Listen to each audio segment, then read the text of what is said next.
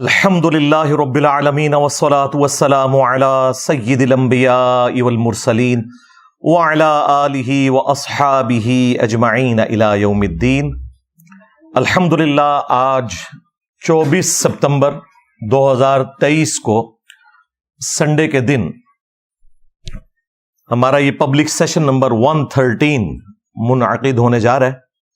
آپ کے یہ سوالات ریئل ٹائم پرچیوں کی شکل میں میرے پاس آ چکے ہیں، انشاءاللہ کوشش کریں گے کہ انہیں بھی کور کریں، چونکہ اب ربیع الاول شریف کا مہینہ شروع ہو چکا ہے۔ آج 7 ربیع الاول 1445 ہجری ہے۔ پچھلی سنڈے کو بھی میں نے اسی کانٹیکسٹ میں 12 آیات قرآن حکیم کی ڈسکس کی تھیں۔ آج ارادہ کیا کہ قرآن حکیم سے اللہ کے محبوب سید الاولین والآخرین، شفیع المذنبین، رحمت للعالمین، سیدنا و مولانا امام اعظم محمد رسول اللہ صلی اللہ علیہ وآلہ وسلم کی شان میں جو آیات ہیں انہیں ڈسکس کریں۔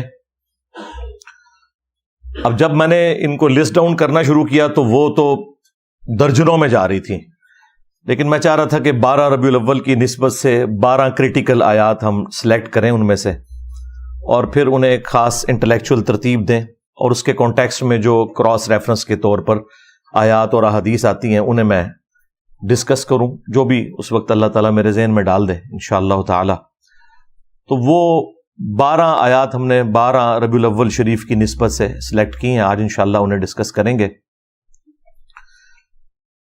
دیکھیں، جہاں تک ولادت مصطفیٰ صلی اللہ علیہ وآلہ وسلم کی تاریخ کا معاملہ ہے، as far as books are concerned, خواہ اہل سنت کی کتابیں ہوں یا اہل تشیع کی، دونوں میں 12 ربیع الاول کی ڈیٹ آئی ہے۔ اہل سنت کے ہاں دلائل النبوہ امام بیہقی کی کتاب ہے، اس میں سٹارٹ ہی میں نبی صلی اللہ علیہ وآلہ وسلم سے متعلق ایک چیپٹر موجود ہے، آپ کی ولادت مبارکہ سے متعلق۔ اس میں واضح لکھا ہے کہ نبی صلی اللہ علیہ وآلہ وسلم عام الفیل والے سال، یعنی جس سال ابراہ کے لشکر کو برباد کیا گیا تھا، اس سال کو اللہ نے یادگار بھی بنانا تھا، ادروائز اس کے بعد کعبہ شریف پہ کئی دفعہ حملے ہوئے، کوئی حفاظت نہیں ہوئی، اس سال کو اللہ تعالیٰ نے یادگار بنانا تھا۔ پیر کے دن 12 ربیع الاول کو صبح سحری کے وقت آپ صلی اللہ علیہ وآلہ وسلم کی پیدائش ہوئی۔ اہل تشیع کے ہاں جو صحیح بخاری کے لیول کی ان کی حدیث کی کتاب ہے وہ اصول الکافی ہے، اس میں بھی 110 نمبر جو چیپٹر ہے وہ ولادت مصطفیٰ صلی اللہ علیہ وآلہ وسلم سے متعلق ہے۔ اس میں بھی یہ لکھا ہے کہ نبی صلی اللہ علیہ وآلہ وسلم عام الفیل والے سال 12 ربیع الاول کو پیدا ہوئے، لیکن پریکٹیکلی شیعہ 17 ربیع الاول کو مناتے ہیں۔ امام خمینی نے اس جھگڑے کو ختم کرنے کے لیے وہ پورے کا پورا ویک ہی ایران میں ربیع الاول سے ریلیٹڈ ولادت مصطفیٰ صلی اللہ علیہ وآلہ وسلم کے کانٹیکسٹ میں ڈکلیئر کر دیا ہے تاکہ یہ 12 اور 17 کا جھگڑا نہ ہو، ادروائز کتابیں تو 12 ربیع الاول بتاتی ہیں۔ اہل حدیث نے، دیوبند نے اس ایشو کو ڈائلیوٹ کرنے کے لیے 9 ربیع الاول کی ایک پخ چھوڑ دی، حالانکہ انہیں بھی پتا تھا کہ کتاب میں کیا لکھا ہے۔ خود آمزہ بریلوی صاحب، جن کے اوپر پورا مکتب کھڑا ہے، انہوں نے فتاوی رضویہ میں 8 ربیع الاول لکھی ہے۔ تو یہ بریلویوں سے ذرا پوچھیں، یہ جو 12 ربیع الاول آپ منا رہے ہیں، آپ کے اعلیٰ حضرت تو اسے 8 ربیع الاول لکھ کے گئے ہیں، اور پھر انہوں نے لکھا چونکہ اب 12 چل پڑی ہے اس لیے میں اس میں کوئی اختلاف نہیں کرتا، چلنے دیں اس کو اس طرح۔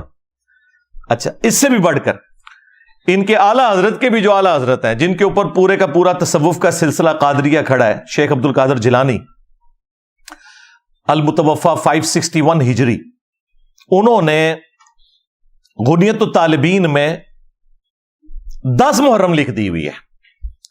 اچھا، بڑا اچھا ہوا ہے یہ لکھ دیا انہوں نے۔ اب ان کو ہاتھ پاؤں پڑ گئے جب سے میں نے یہ ڈیٹ نکالی، وہ کہتے ہیں نہیں، انہوں نے تو صرف نقل کیا ہے علماء کا قول۔ بھائی، تمہارے بابے تو دین سکھانے آئے تھے، وہ اوٹ پٹانگ چیزیں نقل کر کے امت کو یہ کچھ بتا کے گئے۔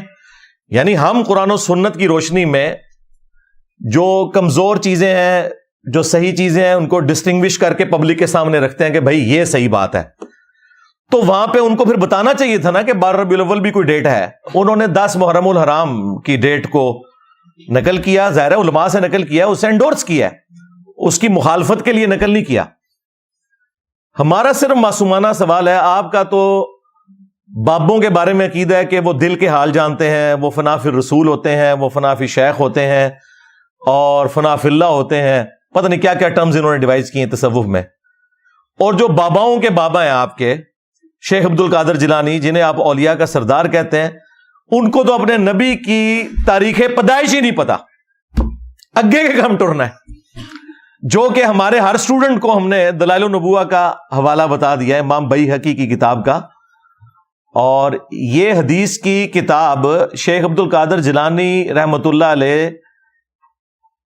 کی پیدائش سے پہلے لکھی ہوئی تھی، لیکن وہ بیچارے اس تک نہیں پہنچ سکے. ان کو تو ضرورت بھی نہیں تھی، وہ تو علم غیب جانتے ہیں بقول ان کے، تو انہیں تو پتہ ہی نہیں چلا. انہوں نے تو مہینہ بھی غلط لکھ دیا، 10 محرم کا دن لکھ دیا. یہ چیزیں میں ساتھ ساتھ اس لیے بتاتا ہوں تاکہ آپ کا دماغ اس حوالے سے کھلے. باقی جو ربیع الاول شریف کے حوالے سے سیلیبریشنز ہیں آج کل جو پوری دنیا میں مروجہ ہیں،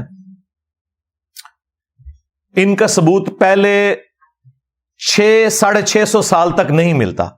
یہ 7ویں صدی ہجری کے اندر ایک مملوک سلطنت جو ایوبی ڈائنسٹی میں سے تھی، جنہوں نے پہلی دفعہ منگولوں کو شکست دی تھی اور تاتاریوں کا فتنہ ختم ہونا شروع ہوا، انہی میں ایک شخصیت تھی ملک المظفر. 630 ہجری میں یہ فوت ہوئے، بمطابق 1233 عیسوی، یعنی آپ سمجھ لیں آج سے آلموسٹ 800 سال پہلے. آج 1445 ہجری چل رہا ہے. انہوں نے علماء کو جمع کر کے 12 ربیع الاول کے موقع پر کوئی کھانا شانا کھلایا، تو علماء تو پھر پکے ہو گئے. انہوں نے کہا سرکار پچھلے سال کھوایا سی، اس سال بھی کھواؤ. کرتے کرتے کرتے پھر اس ٹائم کتابیں لوگوں نے لکھنی شروع کر دی کہ جی میلاد منانا تو بڑے ثواب کا کام ہے، اور بلکہ یہ جو ہمارے بادشاہ نے شروع کیا ہے یہ تو ایک صدقہ جاریہ ہے ان کے لیے. ان کو یہ بھی خیال نہیں آیا کہ 800 سال تک جو ان سے بڑے عاشقان رسول تھے، ان کے دماغ میں یہ بات کیوں نہیں آئی کہ آپ نے ربیع الاول کو اس طریقے سے سیلیبریٹ کرنا ہے. جہاں تک ربیع الاول کے مہینے میں نبی صلی اللہ علیہ وآلہ وسلم کی شخصیت کو ڈسکس کرنا ہے، اس کے اوپر تو اجماع امت ہے، اس سے کسی کو انکار نہیں ہے. لیکن یہ جھنڈیاں لگا کے، سبیلیں لگا کے، اور اس کو ایک پراپر شکل دینا ایک ایونٹ کی، اس طرح تو کبھی نہیں ہوا.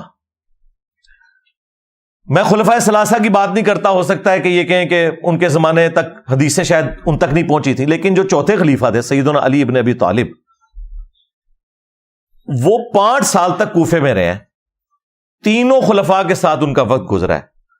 کوئی ہمیں ضعیف نہیں، کوئی جھوٹی روایتی دکھا دیں ان کی طرف منسوب کہ انہوں نے کبھی کوفے کے اندر میلاد کا جلوس نکالا ہو، حالانکہ یہ پاسبل تھا. جھنڈیاں اس زمانے میں بھی کپڑے کی بنتی تھی، لیکن وہ جنگوں میں جھنڈوں کے لیے. کوئی محفل نعت اس طرح کی منعقد کی ہو اور اس طرح کے معاملات لے کے چلے ہوں، جس کو انہوں نے آج اس درجے تک پہنچا دیا ہے کہ یہ کہتے ہیں کہ سوائے ابلیس کے جہاں میں سبھی تو خوشیاں منا رہے ہیں. یعنی وہ یہ بتانا چاہتے ہیں کہ پہلے 800 سال کے مسلمان سارے ابلیس تھے اور ہم عاشقان رسول ہیں، اور انہیں یہ پتہ ہی نہیں کہ وہ انجانے میں صحابہ اکرام کو، خلفائے راشدین کو، اہل البیت کو علیہم السلام اجمعین ورضی اللہ عنہم اجمعین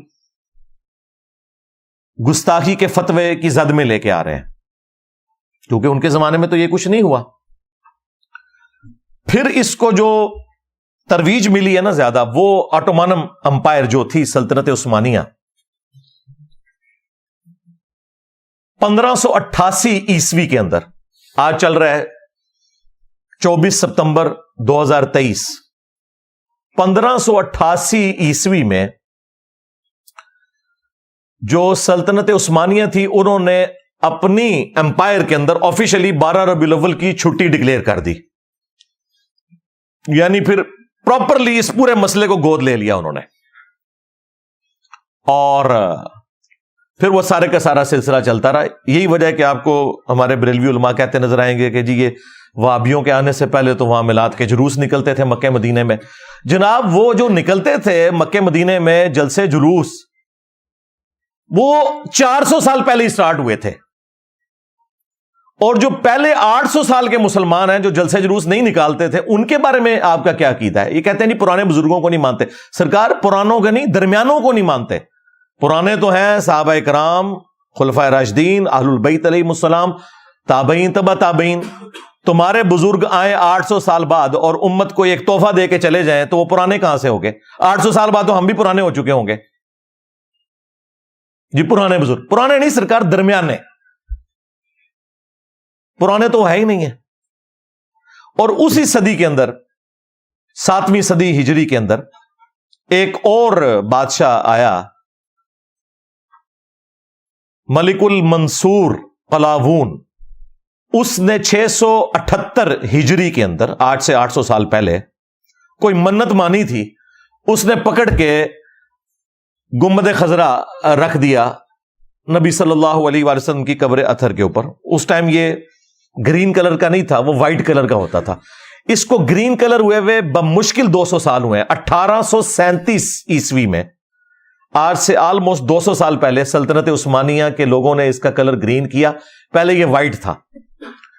اور یہ گنبد بھی نبی علیہ السلام کی وفات کے 650 سال بعد رکھا گیا. یہ 7ویں صدی ہجری مسلمانوں کے لیے ایک سمجھ لیں 2 بڑی بدعتیں جو انہوں نے جاری کی امت کے اندر. اور بدعت میں اس لیے کہہ رہا ہوں کہ اس کی بنیاد کے اوپر انہوں نے باقیوں کو گستاخ کہا. اور یہ دونوں کام کیے سنیوں نے. میں نے اپنی کسی پرانی ویڈیو میں یہ بیان کیا تھا کہ یہ جو گنبد ہے یہ شیعہ حاکم نے رکھا تھا. تو اس پہ پھر میں نے اسی وقت رجوع ریکارڈ کروایا تھا کہ وہ شیعہ حاکم نہیں تھا، وہ بھی یہ ایوبی ڈائنسٹی کا ہی مملوک امپائر کا ایمپرر تھا، ملک المنصور. یہ دونوں کام سنیوں نے کیے. میں مروجہ میلاد کا سلسلہ شروع کرنا، اب شیعہ نے بھی ادھار لے لیا ہے سنیوں سے، وہ بھی کر رہے ہیں. اور دوسرا یہ گنبد خضرا رکھنا. حالانکہ نبی علیہ السلام کے زمانے سے پہلے، آپ کی پیدائش سے بھی 35 سال پہلے، آیا صوفیہ کا گنبد بنا ہوا ہے. یہ جو استنبول کے اندر آیا صوفیہ جو اب اردوغان نے کھول دیا ہے، اور وہاں پہ جمعے کی نماز بھی ہوتی ہے اور عام دنوں میں میوزیم، یہ نبی علیہ السلام کی پیدائش سے بھی 35 سال پہلے کا بنا ہوا ہے. کتنا بڑا گنبد ہے. یعنی ٹیکنالوجی موجود تھی. حضرت عمر کے دور میں آج کے اربوں ڈالرز جزیہ ملتا تھا رومن امپائر سے مسلمانوں کو. وہ تو سونے کا گنبد بنا کے قبر رسول پہ رکھ سکتے تھے. ان کو تو کسی کے دماغ میں یہ بات نہیں آئی ہے یہ کوئی نبی علیہ السلام کی عزت افزائی ہے کہ یہاں پہ گنبد رکھے. انہیں پتا تھا. صحیح مسلم میں حدیث ہے، میں تمہیں منع کرتا ہوں قبروں کو پکا کرنے سے، قبروں پر عمارت بنانے سے، اور قبروں پر بیٹھنے سے. وہ اس کو نبی علیہ السلام کی گستاخی شمار کرتے تھے. اور سیم یہی گستاخی شمار کی گئی جب پہلی دفعہ گنبد رکھا گیا. اور جس بندے نے مشورہ دیا تھا وہ کچھ عرصے بعد معزول ہو گیا. تو لوگ یہ باتیں کرتے تھے کہ اس سے سزا ملی ہے جو اس نے الٹے کام کا مشورہ دیا تھا. اور آج اس کے اوپر بات کریں تو گستاخی رسول کہتے ہیں آپ کو. میرے سوا تو کسی کی جرت نہیں، وہاں بھی کسی کی جرت نہیں کہ بات کر جائے، باقی تو شاہی کوئی نہیں. تو میں نے کہا خدا کے لیے دنیا میں جتنے مزارات نبی علیہ السلام کی مخالفت پہ بنائے گئے ہیں، اس کی بنیاد انہوں نے یہاں سے پکڑی ہے. یہ آپ کا کام تھا نا کہ جہاں آپ نے باقی مزارات جو ہیں وہ ختم کیے، اس گنبد خضرا کو بھی اتار لیتے. یہ توڑنے کی ضرورت ہی نہیں ہے، یہ اوپر رکھا ہوا ہے، یہ اتار لیں. نیچے حجرہ عائشہ موجود ہے، اس پہ میری تفصیلی ویڈیوز ریکارڈ ہیں، وہ پھر ٹاپک اور طرف چلا جائے گا.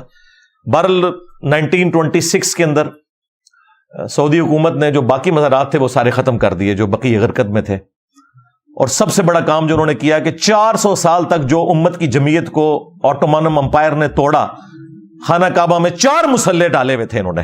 ویسے کہتے ہیں چاروں امام حق پہ ہیں، اگر چاروں حق پہ ہیں تو مسلح 4 کیوں ہیں؟ ساروں کے ایک کے پیچھے پڑھو. چلو 4 مسلح تھے، فجر کی نماز سارے حنفیوں کے پیچھے پڑھ لو، ظہر کی سارے شافیوں کے پیچھے. نہ پیرلل میں 4 جماعتیں کرواتے تھے 1517 سے لے کے 1917 تک. اگر یہ ورلڈ وار 1 نہ ہوتی اور سلطنت عثمانیہ نہ ٹوٹتی تو یہ بدعت آج بھی موجود ہوتی. اس ورلڈ وار کا ایک فائدہ امت کو ہو گیا کہ وہ بدعت اٹھ گئی. اور اب ایک مسلح وہاں پہ 400 سال تک انہوں نے 4 مسلح ڈالے. آپ اندازہ لگائیں کہ انہوں نے مسلمانوں کی جمعیت کو توڑا اور کہتے ہیں یہ ہمارے بزرگوں کی خدمات ہیں. انجینئر صاحب بزرگوں پہ بولتے ہیں. بھائی وہ بزرگ جو ہیں وہ آپ کے بزرگ ہیں. ہمارے بزرگ وہ ہیں کہ جب وہ لوگ پیدا بھی نہیں ہوئے تھے نا, اس سے بھی 800 سال پہلے جو بزرگ تھے وہ ہمارے بزرگ ہیں. بدعتیں تم داخل کرو دین میں. جب ہم بولیں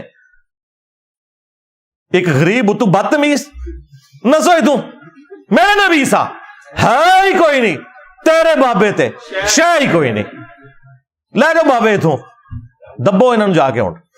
ہاں بالکل اب کوئی لحاظ نہیں. جس طرح سیدنا عمر نے کہا تھا نا, یہ نبی الاسلام نے اس وقت زمینیں تمہیں دی تھی جب اسلام کمزور تھا, اب اسلام مضبوط ہو گیا ہے, اب یہ زمینیں جو ہے بیت المال میں جمع کرواؤ, ادروائز ان کے اوپر کاشتکاری کرو اور اس میں سے حصہ جو ہے بیت المال کو دو. تو میں بھی انہوں نے سیدھا ہو گیا کہ بھائی یہ ہوں پرانیاں گلاں. ہاں ہوں اللہ دے فضل نال یہ دعوت جس طریقے سے اللہ تعالیٰ نے مسلمانوں میں راسخ کی ہے, بالکل سٹریٹ فارورڈ آنکھوں میں آنکھیں ڈال کے بات کریں گے. تو یہ کام ان کے بزرگ ڈال کے گئے ہیں. جب ہم وہ بتاتے ہیں کہ انہوں نے یہ کام ڈالا ہے, امت کی جمعیت کو توڑا ہے, تو کہتے ہیں یہ بزرگوں کی گستاخی کرتے ہیں. تو میلاد کا بھی سلسلہ 800 سال پہلے شروع کیا انہوں نے. بھائی اس سے پہلے لوگ میلاد کس طرح مناتے تھے؟ وہ صحیح مسلم میں حدیث ہے 2750 انٹرنیشنل نمبر کے مطابق. نبی صلی اللہ علیہ وآلہ وسلم پیر کا روزہ رکھا کرتے تھے. پوچھا کہ آپ کیوں رکھتے ہیں؟ تو فرمایا فیہ ولدت وفیہ انزل علیہ, اس دن میں پیدا ہوا اور اسی دن مجھ پر پہلی دفعہ وحی نازل ہوئی. تو نبی صلی اللہ علیہ وآلہ وسلم جشن قرآن اور جشن ولادت مصطفیٰ صلی اللہ علیہ وآلہ وسلم ہر سال نہیں, ہر مہینے نہیں, ہر ہفتے منایا کرتے تھے پیر کا روزہ رکھ کے. اور انہوں نے لنگر چک کے رکھا ہوتا ہے. نبی علیہ السلام روزہ رکھتے تھے, اے لنگر نو دب کے رکھتے ہیں. ہاں باپا جانی نے وہ 12 ربیع الاول کا روزہ شروع کروایا, الیاس قادری صاحب نے. وہ بھی 12 ربیع الاول کا روزہ نہیں ہونا چاہیے, منڈے کا روزہ. تو وہ تو ہر ہفتے ہی رکھا جائے, اچھی بات ہے. چلیں ربیع الاول میں ہی رکھ لیں ولادت کی خوشی منانے کے لیے. تو یہ ہے آفیشل طریقہ. وہ لوگ پوچھ رہے ہوتے ہیں پھر اسی کے کریے سرکار, اے کرو نہیں اور کیا کریے, اور اے کرو کہ اس دن انجینئر صاحب کی ویڈیوز لگا کے بیٹھ جاؤ تاکہ پتہ چلے کہ جو ہستی دنیا میں آئی تھی ہماری منجی بن کے, ہادی بن کے, نجات دہندہ بن کے, جن کے ساتھ ہماری آخرت کی ہمیشہ کی کامیابیاں جڑی ہوئی ہیں, وہ امت کو دے کے کیا گئی ہیں وہ انجینئر صاحب آپ کو بتائیں گے کہ مرنے سے پہلے اے مسلمان کر لے اس پہ غور, کتابوں کا خدا اور ہے, بابوں کا خدا اور, کتابوں کا پیمبر اور ہے, بابوں کا پیمبر اور. اگرچہ وہ سارے بابے اسی خدا رسول کے ماننے والے تھے, بلکہ کرسچنز, جیوز اور ہندو بھی اسی خدا کو مانتے ہیں, لیکن ہمیں اختلاف کیا ہے کہ کتابوں کی تعلیمات کے مطابق ماننا ہے, بابوں کی تعلیمات کے مطابق نہیں ماننا. اسی تو ہم یہ عرض کر رہے ہیں بار بار کہ میرے نبی سا ہے ہی کوئی نہیں, بابے تھے شے ہی کوئی نہیں.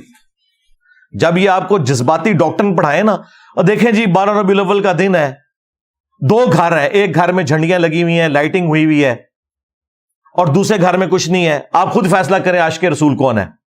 ہاں اس کے جواب میں آپ نے کہنا ہے رکو ذرا صبر کرو, ابھی بتاتے ہیں تمہیں. کہ اس سے بھی پہلے 10 محرم کا دن آیا تھا, 2 گھر تھے, ایک گھر کے اندر آہو بکا ہو رہی تھی, مجلس تھی, دوسرے گھر میں کچھ بھی نہیں تھا. اب بتاؤ عاشق اہل بیت کون ہے, وہ شیعہ کا گھر یا تمہارا بریلویوں کا گھر؟ تو یہ آپ کو کیا کہیں گے, نہیں اہل بیت کو تو ہم بھی مانتے ہیں لیکن اس طریقے سے نہیں کرنا. تو سرکار ہے تہاڈا میلاد بھی اس طریقے سے نہیں کرنا. آئے ہو نا داڑھ تھلے, ہاں اے میری داڑھ تھلے ہی آ سکتے ہو. کیوں؟ وہ بھی کیا دن تھے, ہم بھی ایک جن تھے. آج ہم دیو ہیں, ان جنوں کے بھی پیو ہیں, بلکہ دیو کے بھی پیو ہیں, یعنی دیوبند والا دیو. اور اے پیو اے بگوٹن والا نہ لینا, اے علمی طور پہ میں گل کر رہا ہوں. ہاں ایک ٹیچر کی حیثیت سے, کہتے ہیں نا استاد روحانی باپ ہوتا ہے. تو اب یہ میرے چھوٹے چھوٹے کلپ اسی طرح کے لوگ کاٹتے, کہتے تھے کہ انجینئر صاحب کتنی جذباتی باتیں کرتے ہیں. بھائی اس طرح کے آپ کلپ قرآن سے کاٹیں نا تو قرآن پاک کسی نے پڑھنا ہی نہیں ہے, کیونکہ وہ پورے کانٹیکسٹ میں بات ہوتی ہے. کہیں پہ اللہ تعالیٰ کوئی سخت بات کرتا ہے, کہیں پہ کوئی واقعہ بیان کرتا ہے, کہیں کوئی اینٹی وینم کے طور پہ بات کرتا ہے. تو آپ ساری سخت آیات کٹھی کریں تو لوگ کہیں گے یار یہ کوئی کتاب ہے پڑھنے والی, کوئی سیدھے طریقے نہ بندہ گل کریں. وہ سیدھے طریقے سے ہی ہوئی ہوتی ہے کیونکہ اس کے پیچھے اتنی بڑی بات. اب یہ میری 1-1.5 گھنٹے کی گفتگو ہے, اس میں نے کوئی بات مزاح کے طور پہ کرنی ہے, کوئی سلوگن کے طور پہ کرنی ہے, تو اس کو بیچ میں سے کاٹ کے یہ سمجھنا کہ یہ کوئی متکبر ہو گیا, یہ ہو گیا. بھائی تمہارے سسٹم کے بینیفیشری نہیں ہے, ہاں، 1 روپے کے روادار نہیں ہے، اللہ کے فضل سے اپنی جیب سے کھلایا ہے. اور یہ اس لیے نہیں کہ وہ کسی سے کوئی احسان والا معاملہ کر رہے ہیں، بلکہ ہم اس سسٹم کو غلط سمجھتے ہیں جو چندوں کی بنیاد پہ چلا ہوا ہے. یہ آپ کو کبھی بھی حق بات نہیں بتائے گا. تو ہم نے سسٹم سے کچھ بھی حاصل نہیں کیا سوائے اپنی لائف کو ونریبل کیا، اپنی فیملی کی لائف کو، اپنے قریبی ٹیم ممبرز کی لائف کو ونریبل کیا. اس سسٹم سے حاصل تو کچھ نہیں کیا. سب سے بڑی کوئی چیز ہو سکتی تھی نا، وہ یہ تھی کہ میں اپنے یوٹیوب کے چینل کو ویڈیو ایڈز کے اوپر مونیٹائز کرتا اور 1 کروڑ روپیہ کم از کم مہینے کا میں کماتا. ہاں، ہر مہینے میں 100-150 مولوی خرید لینا. ہاں، آ کے میرے آکی چ وی لاگ بنا لے ہوں. ہاں، یہ بھی نہیں کیتا یار. میں ہوں کڈیا کے آئے چوں یہی کچھ ہی کرنا ہوتا ہے نا. کسی نے کوئی دنیا میں کوئی چیز گین کرنی ہوتی ہے. کسی پبلک گیدرنگ میں نہیں جاتا، ٹھیک ہے، نہ مجھے کوئی شوق ہے کوئی پولیٹیکل جماعت جوائن کرنے کا. بس مسکینوں کی طرح، مولا علی کی طرح زندگی گزار رہے ہیں اللہ کے فضل سے، اپنے نبی کے مجاہد بن کے صلی اللہ علیہ وآلہ وسلم. صلو علی محمد وآل محمد، اللہم صلی علی محمد وعلی آل محمد واصحاب محمد وازواج محمد اجمعین الی یوم الدین. ہاں جی، اللہ کا نام لے کے اب وہ 12 آیات کور کرتے ہیں انشاءاللہ تعالی. ریفرنس نمبر 1 وہ ہے سورہ آل عمران سورت نمبر 3 کی آیت نمبر 164. اعوذ باللہ من الشیطان الرجیم، بسم اللہ الرحمن الرحیم. لقد من اللہ علی المؤمنین اذ بعث فیہم رسولا. بے شک یہ اللہ تعالی کا احسان ہے مومنین پر کہ اس نے ان میں رسول کو بھیجا، من انفسہم، جو ان کی اپنی جانوں میں سے، یعنی اسی قریش کے قبیلے میں سے ہیں، بنو ہاشم سے، اور اسی سپیشیز سے ہیں. ظاہر ہے کہ جب انسان آباد ہیں تو انسانوں میں پیغمبر آئیں گے. سورہ بنی اسرائیل میں آیا کہ اگر زمین پر فرشتے آباد ہوتے تو ہم فرشتوں میں سے پیغمبر بناتے. اب چونکہ انسان ہے تو ظاہر انسانوں میں سے پیغمبر ہے. یتلو علیہم آیاتہ، ان کا منصب یہ ہے کہ ان پر آیات تلاوت کرتے ہیں قرآن کی.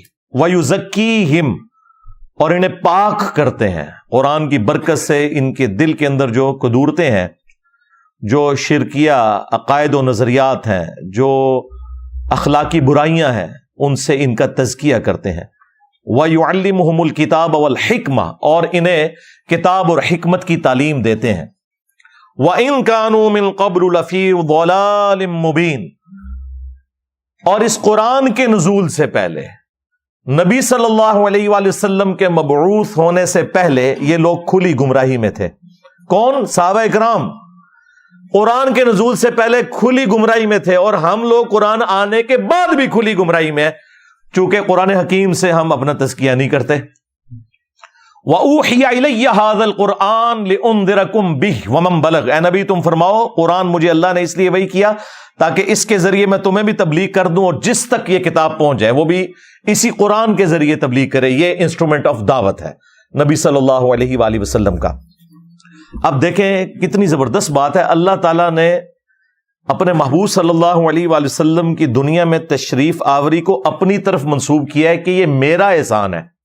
یہاں آپ کو صوفیاء نے نا الٹ بات بتائی ہوئی ہے. وہ کہتے ہیں جی شیخ احمد سرندی کہتے تھے میں اللہ کو مانتا ہی اس لیے ہوں کہ وہ میرے نبی کا رب ہے، اور لوگ کہتے ہیں سبحان اللہ. یار اندازہ کرو یہ نظریات کیا قرآن و سنت میں فٹ ان بیٹھتے ہیں؟ قرآن تو کہہ رہا ہے لقد من اللہ علی المؤمنین اذ بعث فیہم رسولا. یہ اللہ کا احسان ہے کہ اس نے رسول کو بھیجا. یہ الٹ بات کرتے ہیں. جامعہ ترمذی میں حدیث ہے اللہ سے محبت کرو کہ اس نے تمہیں نعمتوں سے نوازا ہے، اور مجھ سے اس لیے محبت کرو کہ میں اللہ کا رسول ہوں، اور میرے اہل البیت سے اس لیے محبت کرو کہ ان کی نسبت میرے ساتھ ہے. نبی علیہ السلام نے تو ہمیں یہ چین سکھائی ہوئی ہے، اور یہ الٹ چلتے ہیں. یقیناً نبی علیہ السلام دنیا پہ اللہ تعالیٰ کا احسان ہے، اور قرآن میں اللہ تعالیٰ نے اسپیسیفکلی قرآن کے حوالے سے فرمایا، اور ظاہر ہے کہ اسے ایکسٹراپولیٹ آپ کر سکتے ہیں. قل بفضل اللہ وبرحمتہ فبذلک فلیفرحوا. اے نبی ان سے فرماؤ کہ اللہ تعالیٰ کے فضل اور رحمت کے ملنے کے اوپر خوب خوشیاں مناؤ. تو کہتے ہیں دیکھیں قرآن میں ہے نا خوشیاں مناؤ، تو ہم اس طرح جھنڈیاں لگاتے ہیں. تو ہم کہتے ہیں بھائی یہ طریقہ بھی نبی علیہ السلام خود بتا کے گئے ہیں. صحیح مسلم میں 2750 نمبر حدیث، آپ علیہ السلام پیر کا روزہ رکھتے تھے پوچھا گیا کیوں رکھتے ہیں؟ فرمایا فیہ ولدت و فیہ انزل علیہ، اس دن میں پیدا ہوا اور اس دن مجھ پر پہلی دفعہ وحی نازل ہوئی. یعنی جشن قرآن اور جشن ولادت مصطفیٰ صلی اللہ علیہ وآلہ وسلم، اللہ کے محبوب صلی اللہ علیہ وآلہ وسلم نے ہر پیر کو منائی، سال کے بعد نہیں، مہینے کے بعد نہیں، ہر پیر کو روزہ رکھ کے. باقی میں اس کی چونکہ ہسٹری پہ پہلے ڈسکشن کر چکا ہوں، میں اس کی تفصیل میں نہیں جاتا. آیت نمبر 2 دوسرا ریفرنس وہ ہے سورۃ الاعراف، سورت نمبر 7 کی آیت نمبر 157. یہ بہت کریٹیکل آیت ہے. نبی الاسلام کے دنیا میں آنے کا مقصد کیا ہے وہ بیان ہوا ہے. اس سے زیادہ اہم چیز تو کوئی نہیں ہو سکتی. اللہ تعالیٰ نے جو آخرت میں کامیاب ہونے والے اہل ایمان ہیں نا، ان کی نشانیاں بتاتے ہوئے اسپیسیفکلی نبی الاسلام کے مبارک زمانے میں جو دوسرے ادیان کے ماننے والے لوگ تھے ان کو بھی اس حوالے سے گائیڈ لائنز دیں، اور مسلمانوں کو بھی، کہ کامیابی کن لوگوں کا مقدر ہونے والی ہے. الذین یتبعون الرسول النبی الامی، وہ لوگ جو کہ پیروی کرتے ہیں نبی امی کی. یہ امی کی نسبت ام القرا مکے کی طرف بھی ہو سکتی ہے، اور امی کی نسبت نبی علیہ السلام کی اس صفت کی طرف بھی ہے کہ آپ علیہ السلام لکھنا پڑھنا نہیں جانتے تھے، اور یہ آپ کا معجزہ تھا. کیونکہ سورۃ العنکبوت میں آیا ہے کہ اس قرآن کے نزول سے پہلے نہ تو آپ کتاب سے کوئی چیز پڑھ سکتے تھے اور نہ اپنے دائیں ہاتھ سے لکھ سکتے تھے، ورنہ کافروں کو یہ چیز شک میں مبتلا کر دیتی کہ کتاب آپ نے خود لکھ لی ہے. یہ آپ علیہ السلام کے کیس میں معجزہ تھا. ہاں، شاعر ہونا ڈاکٹر اقبال کی خوبی ہے، لیکن نبی کے لیے شاعر ہونا خوبی نہیں ہے. وما علمناہ الشعر وما ينبغی لہ، ہم نے ان کو شعر کہنا نہیں سکھایا اور نہ یہ ان کی شان کے لائق ہے. تو نبی علیہ السلام کا پڑھا لکھا نہ ہونا یہ آپ کی شان کے لائق تھا. یہ کوئی نعوذ باللہ جہالت نہیں ہے یا ان پڑھ ہونا نہیں ہے. اللہ تعالیٰ نے آپ کو علوم سکھائے، لیکن آپ لکھ نہیں سکتے تھے، کتاب سے پڑھ نہیں سکتے تھے، کیونکہ آپ کا معجزہ ہی قرآن تھا. لوگوں نے کہنا تھا کہ ہاں جی یہ اس نے اتنے عرصے تک خود لکھ لی ہے کتاب. یہ اس کے پیچھے حکمت تھی. تو نبی امی کی پیروی کرتے ہیں. الذی یجدونہ مکتوبا عندہم فی التوراۃ والانجیل، اور یہ نبی امی وہ ہیں کہ جن کا ذکر یہ لکھا ہوا پاتے ہیں اپنے پاس آلریڈی، جو تورات اور انجیل یعنی اولڈ ٹیسٹمنٹ اور نیو ٹیسٹمنٹ میں ہے. نبی علیہ السلام کا مبارک ذکر بھی اور اس فائنل ٹیسٹمنٹ قرآن کا ذکر بھی وہ آج بھی موجود ہے. آپ ڈیوٹرونومی چیپٹر نکالیں اولڈ ٹیسٹمنٹ کا، اس میں نبی علیہ السلام کی پیش گوئی موجود ہے. اس کے بعد gospel of John New Testament میں، اس میں نبی علیہ السلام کی پیش گوئی موجود ہے. چیپٹر نمبر 15 سے لے کر 18 تک، وہ ایک الگ سے ٹاپک ہے. اس کے لیے آپ ڈاکٹر ذاکر نائک کی ویڈیوز دیکھ لیں، احمد دیدہ صاحب کی، سملیرٹیز بٹوین کرسچینٹی اینڈ اسلام. یأمرہم بالمعروف، وہ حکم دیتے ہیں ان کو نیکی کے کاموں کا. وینہاہم عن المنکر، اور برائی سے منع فرماتے ہیں. وَيُحِلُّ لَهُمُ الطَّيِّبَاتِ، اور ان کے لیے جو پاکیزہ چیزیں ہیں ان کو حلال ٹھہراتے ہیں. وَيُحَرِّمُ عَلَيْهِمُ الْخَبَائِثِ، اور جو گندگی والی چیزیں ہیں وہ حرام کرتے ہیں. یعنی نبی علیہ السلام کو ظاہر ہے اللہ تعالیٰ نے شارع بنا کر بھیجا ہے، اور شریعت کا کسٹوڈین دنیا میں آن دا بہاف آف گاڈ نبی علیہ السلام کی مبارک ذات ہے. تو آپ حلال اور حرام چیزوں کے بارے میں بتاتے ہیں. وَيَضَعُ عَنْهُمْ إِسْرَهُمْ، اور جو ان کے اوپر بوجھ پڑا ہوا ہے وہ ان سے دور کرتے ہیں. وَالْأَغْلَالَ الَّتِي كَانَتْ عَلَيْهِمْ، اور جو ان کے گردنوں میں غلامی کے پھندے ہیں وہ دور کرتے. اب سرکار بڑی کانٹے کی بات آ رہی ہے. اب اس آئینے میں ہم سب نے اپنی شکل دیکھنی ہے. فَالَّذِينَ آمَنُوا بِهِ، پس جو لوگ ایمان لائیں گے جو ان کے ساتھ نازل ہوا، یعنی قرآن اور اللہ کے محبوب صلی اللہ علیہ وآلہ وسلم کی تعلیمات، اسلام، آپ صلی اللہ علیہ وآلہ وسلم پر جو ایمان لائیں. وَعَزَّرُوهُ، اور ان کی تعظیم کریں. یعنی نبی علیہ السلام پر ایمان لانے کے بعد سب سے ضروری چیز آپ کی تعظیم کرنا ہے. وَنَصَرُوهُ، اور جو لوگ ان کی مدد کریں. مدد کیا ہے؟ نبی الاسلام نے کوئی دنیاوی طور پہ تو کاروبار اسٹیبلش نہیں کیا. مدد یہ ہے کہ دین کے کام میں آپ نے ان کی مدد کرنی ہے. جو حضرت عیسیٰ ابن مریم نے بھی کہا تھا من انصاری اللہ، کون ہے جو اللہ کے لیے میری مدد کرے. اس سے لوگوں نے غیر اللہ کی مدد نکالی ہوئی ہے. دیکھو ان لوگوں کا انٹلیکچوئل لیول کیا ہے. وہ یہ تو نہیں کہ مرے ہوئے لوگوں کو حضرت عیسیٰ بلا بلا کے کہتے تھے لکھ لو قبروں سے اور میری مدد کرو. قال الحواریون نحن انصار اللہ، جو ان کے ساتھی تھے انہوں نے کہا ہم اللہ کے مددگار ہیں، ان کے دین کے مددگار ہیں. تو نبی الاسلام کے بھی صحابہ اور اہل بیت آپ کے مددگار تھے. آج ہم بھی نبی الاسلام کے اس حوالے سے مددگار ہیں کہ آپ کے دین کے لیے ہم اپنا تن من دھن لگائیں، اور اس میں سب سے پہلے ہمیں اپنی آخرت کی فکر ہے اور ان کی مدد کریں. وَاتَّبَعُوا النُّورَ الَّذِي أُنزِلَ مَعَهُ، اور پیروی کریں اس نور کی جو ان کے ساتھ نازل ہوا، یعنی قرآن. اولئک هم المفلحون، ایسے ہی لوگ ہیں جو فلاح پائیں گے. یعنی فلاح پانے کے لیے نبی الاسلام پر ایمان لانا، ان کی تعظیم کرنا، دین کے معاملے میں ان کی مدد کرنا اور قرآن کی پیروی کرنا. یہ اب دیکھ لیں کتنے مسلمان ہیں جو یہ کام کر رہے ہیں. تو مسلمانوں کی اکثریت کے سر شرم سے جھک جائیں گے. نبی الاسلام نے اپنا حق ادا کر دیا، اور آخری درجے میں اس سے بڑی کیا بات ہو سکتی ہے کہ جب اللہ تعالیٰ کو یہ بات قرآن میں نازل فرمانی پڑے، لَقَدْ جَاءَكُمْ رَسُولٌ مِّنْ أَنفُسِكُمْ عَزِيزٌ عَلَيْهِ مَا عَنِتُّمْ حَرِيصٌ عَلَيْكُمْ بِالْمُؤْمِنِينَ رَؤُوفٌ رَحِيمٌ. یعنی یہ وہ ہے جو تمہاری جانوں سے بڑھ کر تمہارے لیے حریص ہیں کہ تمہارے لیے کوئی خیر خائی والا معاملہ ہو جائے، اور مومنین کے لیے رؤوف بھی ہیں اور رحیم بھی ہیں صلی اللہ علیہ وآلہ وسلم. اور پھر اللہ تعالیٰ نے فرمایا وَإِنَّكَ لَعَلَىٰ خُلُقٍ عَظِيمٍ، اخلاق کے بھی بلند ترین درجے کے اوپر فائز ہیں. یعنی یہ سب کچھ سکھا کے بھی نبی الاسلام اس سسٹم کے بینیفیشری نہیں ہوئے، فاقوں میں زندگی گزری. تیسرا ریفرنس سورۃ النجم، سورت نمبر 53 کی ابتدائی آیات ہے. وَالنَّجْمِ إِذَا هَوَىٰ، قسم ہے ستارے کی کہ جب وہ ڈوبتا ہے. ستارہ تو ڈوب سکتا ہے، اور ظاہر ہے اللہ تعالیٰ نے زوال رکھا ہے ہر چیز کو، لیکن مَا ضَلَّ صَاحِبُكُمْ وَمَا غَوَىٰ، تمہارے نبی نہ کبھی بہکے ہیں اور نہ کبھی بے راہ چلے ہیں. ستارہ تو ڈوب سکتا ہے اور قسم ہے وہ ہماری قدرت کی نشانی ہے، لیکن یہ جو ہستی تمہارے پاس آئی ہے مَا ضَلَّ صَاحِبُكُمْ وَمَا غَوَىٰ، نہ کبھی گمراہ ہوئے ہیں اور نہ کبھی بے راہ چلے ہیں. لہذا وہ جو آیت ہے نا وَوَجَدَكَ ضَالًّا فَهَدَىٰ، اے نبی ہم نے تمہیں اپنی محبت میں خود رفتہ پایا تو ہدایت کے اعلیٰ ترین درجے پر پہنچا دیا. یہ اعلیٰ حضرت کا ترجمہ بالکل ٹھیک ہے.